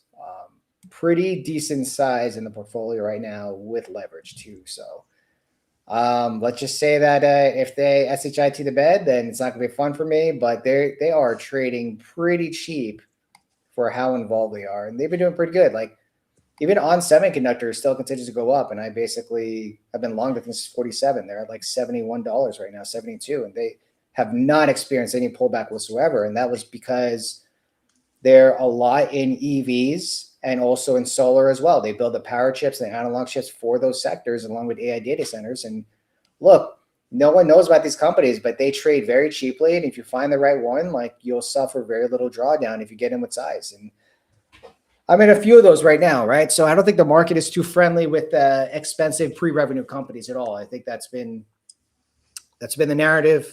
It was a narrative September into like April into September. But guys, since October 10th, like all those stocks topped. Basically, like pre-revenue stocks have a long ways to go to recover their highs, and the market is not sympathetic to them at all right now. Like I would really avoid pre-revenue companies on like hopes that something's going to happen versus like actual things that are in play right now in profitability. The market is very much not giving the premium to unprofitable companies anymore, and that has a lot to do with software. People got to remember that a lot of software companies out there are not profitable. Right? They're not. Like ServiceNow is one of the few profitable software companies, and so is CRM. But when you think about like MongoDB, Snowflake, Cloudflare, all these companies, they are not profitable. They are running a lot of SBC, which is putting a cap in their earnings. But on top of that, they have a lot of CapEx, but also they're running off the premium of their RPO. And that is not recognized revenue. That is revenue that is yet to be billed, and that can be pulled away from them anytime. And that's why the market doesn't believe Oracle. They don't believe that they're going to reach their RPO status that they've been given like $400 billion in RPO because it's all from OpenAI. No one believes that story anymore, right? So, but yeah, anyways, picks and shovels for me. I'm focusing on picks and shovels. Any last words, guys, before we head out? I'll say it's important what you said about GitLab and IREN, some of those other ones. It's important to know when things change, or even if something has a bad narrative problem. I was very bullish DraftKings for a long time going into like the end of last year, and I had to pivot. I had to pivot and get out of it, and it was tough. I almost became emotionally attached to it in a way, and so that was a tough one for me to like be like, this is not the thesis is not what it was in 2023 and 2024. It's just not there. So what you said, I thought it's very, very important to be able to pivot when the actual thesis or if the narrative is just bad enough for certain companies that it's not working to to cut it and move along. DraftKings is my example. Swing trader, short-term trader, short-term investor, whatever it is, like this stuff matters. Long-term investor, like Steve, right? This price action is opportunity more than anything. But you're going to have to suffer drawdowns when they happen. And if you're not comfortable with those drawdowns, then you might have to question about your conviction on some of the holdings you have, right? So Mercado Libre is 30% from all-time highs. Could probably go lower, which I wouldn't argue that because it's not like it's a cheap stock. But from a long-term perspective, like, look, this is the Amazon of Latin America. They are not going anywhere. Amazon has business there, but they have stopped ramping up their business at a crazy rate when they realize Mercado Libre is really catching up, right? And also, let's not forget, Mercado Libre's infrastructure sits on AWS. So it's kind of a win for them too, right? There you go. Yeah, dude, Mercado Libre is very popular, and they just opened up a banking license in Argentina, which is one of the largest economies in South America. And if they become a bank, that is another tailwind for the company. So bullish Mercado Libre. They basically have. And honestly, there was somebody that put out a report not too long ago. I'll see if I can dig it up and I'll send it to you. But if you look at all of the traditional, and this goes with my thesis that I'll share with you guys one of these times we get a chance, but the Nubank and Mercado Libre, both from the digital banking side of things, the like complaints per customer and like the overall customer satisfaction is like 12x any of the like legacy banks here. Like it's not even close. Well, that's why Nubank is doing so well. Correct. There's a Nubank. I'll try to take a picture here in a minute when I drive down the road. There's a Nubank billboard down here. Yeah, they're like growing in. Yeah, it's pretty cool. They're expanding. Nubank's expanding very quickly in Mexico and Colombia right now, but Mexico is like a massive unbanked population out there. And you probably know more about this than I do. And we could definitely talk about Latin America stocks on another episode. But that's the preview of my thesis right there. Is exactly that. So the same thing that people you're living there, yeah. So the same thing that people are saying about like the generational wealth transfer with Robinhood is what I'm seeing with banking in Latin America, specifically digital banking. Yeah, because those I guess we can touch on it more, but those legacy banks, they charge very high fees and they cater to a lot of the large net worth clients. And Nubank is taking a lot of that market share for them. And it doesn't take a lot of market share in order for Nubank to get bigger. Well, actually now it does. They're a much bigger company. But dude, Tanner was in Nubank since it was like $3-4. And I remember when it was $8 and I was like, oh, I'm late, but I'll just buy anyway, right? And thing is like $16 now, and it's crazy because they're not even expensive either. I think they're trading at like 22 price to forward earnings for 2027 or less, actually. Like, dude, this is a company that's growing very rapidly. The scare is credit in South America, but that is a scare right now with a lot of stuff. But anyways, guys, appreciate you all being here. Evan, stock market news. I already shared you know what? Let me actually put the Wolf Financial YouTube on here. In case you guys want to check that out. I was saying earlier, Gav does a lot of interviews. Gav's the CEO of Wolf. He does a lot of interviews with like Peter Schiff, Tom Nash. Did one with Jose Najarro, the semiconductor guy. It's probably, I wouldn't be surprised if you're going to be on there too, Steve, soon. I would love to. You know, I think that would actually be really cool. Yeah, we should definitely do one with Steve as well. Yeah. So I'm going to throw. Amit was on there a little bit ago as well. Yeah, that was actually a really good one. So this is the Wolf Financial YouTube on here, and then there's also a Wolf Trading too that Ryan does with Jordan, as well as Casey Trades, usually on a daily basis. I mean, okay, for your traders out there, I don't know if you know Ryan, but this guy is the most ridiculous NASDAQ futures trader I've ever met in my whole life. I mean, I've seen some pretty ridiculous stuff. Like this guy is just constantly making money on trades every single day. But if trading is your thing, definitely check them out. I mean, it's free stream. They do it every single day or almost every single day. And I'm going to put that on here as well. What time do you guys do it? Super chat. Do it all day. All day. I'm at the office. I need to know what time. I'm actually trying to freaking listen. I am trying to take days off just to trade. That's my goal for 2026 is to take your days off and learn how to trade. Really? Wow. I go live every morning at market open until market close. And then when a market closes, I usually jump on Stocks on Spaces with Evan. And then I pull up some stream with Amit and you guys. And I usually watch you guys, or I've watched you and Amit. I've watched Tanner stream a couple times. I find somebody stream where I can learn something once I'm done with mine for the day. That's my day. Can you DM me on X? I want to get you on my channel to go through what you do and how you do it. All right. We'll make it happen. Awesome. Yeah, no, it's the trading world is just like another world. I mean, you have your investing world and then you have your trading world. And I would probably say in like the last couple of years, like swing trading, which is where I'm more in, like has grown as well. And it's like there's traders out there who are like just looking at the charts and like no fundamentals at all. And M kind of understands some of the businesses that he trades. I mean, he mostly trades NASDAQ, but like the other stocks as well. Like understanding the fundamentals of the businesses that you trade is pretty important, because then you'll be able to know like things are coming up before like certain price levels are reached. I feel like that connection is pretty important. Like, I don't know, it's to have alpha in this market. I feel like you have to know how to read charts. Like I think it's very difficult to like outperform the S&P 500 on a consistent basis without knowing that. But like, again, like long term, like there is no right way to do things. Whatever fits your personality the most. Hey, Finn Bear Chaz, appreciate the super chat. Yeah, take a look at ACLS, man. It trades at like 3 times EV sales. Like that's crazy for a company that's this important supply chain. But yeah, there are a lot of that stuff. Yeah, dude, head on there. I see some of our crew. Jared's one of the ones that's in our chat all day. I was going to say, I think I recognize that name. David asked a question on here. Gav asked Jensen a question. This? Was it at CES? No, keep going down. Duns? This guy?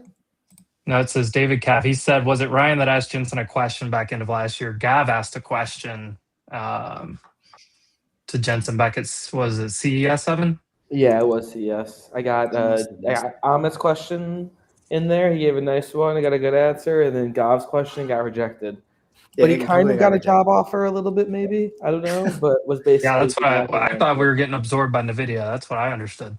I kind of understand Gav's question. Like he wasn't looking for specifics, but like clearly because of legality and like he doesn't want to give away the juice, like he didn't want to say anything about what they're looking at in the future. Because Gav's question was like, what do you think is like the next big thing besides, like AI, autonomous vehicles, whatever. And Jensen's like, I ain't going to tell you, dude.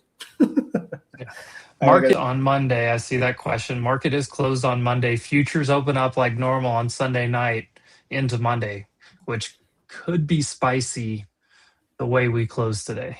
Yeah, I was actually saying that usually when the futures are open, are the futures open on Monday during regular trading hours? Until noon. I was going to say, like, whenever that happens, the market does the opposite of what that day does. Like we've seen many times that day off, like the market's red, and then the next day it's green. Like as soon as the futures open at like 6 p.m. Eastern that day. Like I've seen that happen so many times. Like it's a common occurrence all the time. But playing by probabilities, if I wouldn't be surprised if we're red on Monday and then we just recover everything. So like people can't buy the dip. I mean, that's the two arguments. The two arguments is like you're at the bottom of the range, the same bottom of the range that you've been bought up out of for the last 3.5 months. Is it different this time? Yeah. Maybe. I don't know. I'm not here to guess. All right, guys. Appreciate you all being here. Everyone's YouTube profiles and Twitters are in the comment. Steve's going to be going live tonight with a guest. So you shall see who that guest is if you go on there with them. But yeah, Steve's going to be streaming tonight. Take care, guys. Have a good weekend. Stay safe. And don't stress out if you lost a lot of money this week. All right. Don't worry about it. Market always comes back at some point. We just don't know when. All right. All right. Thank you. Bye. Thanks, Sam. Ryan.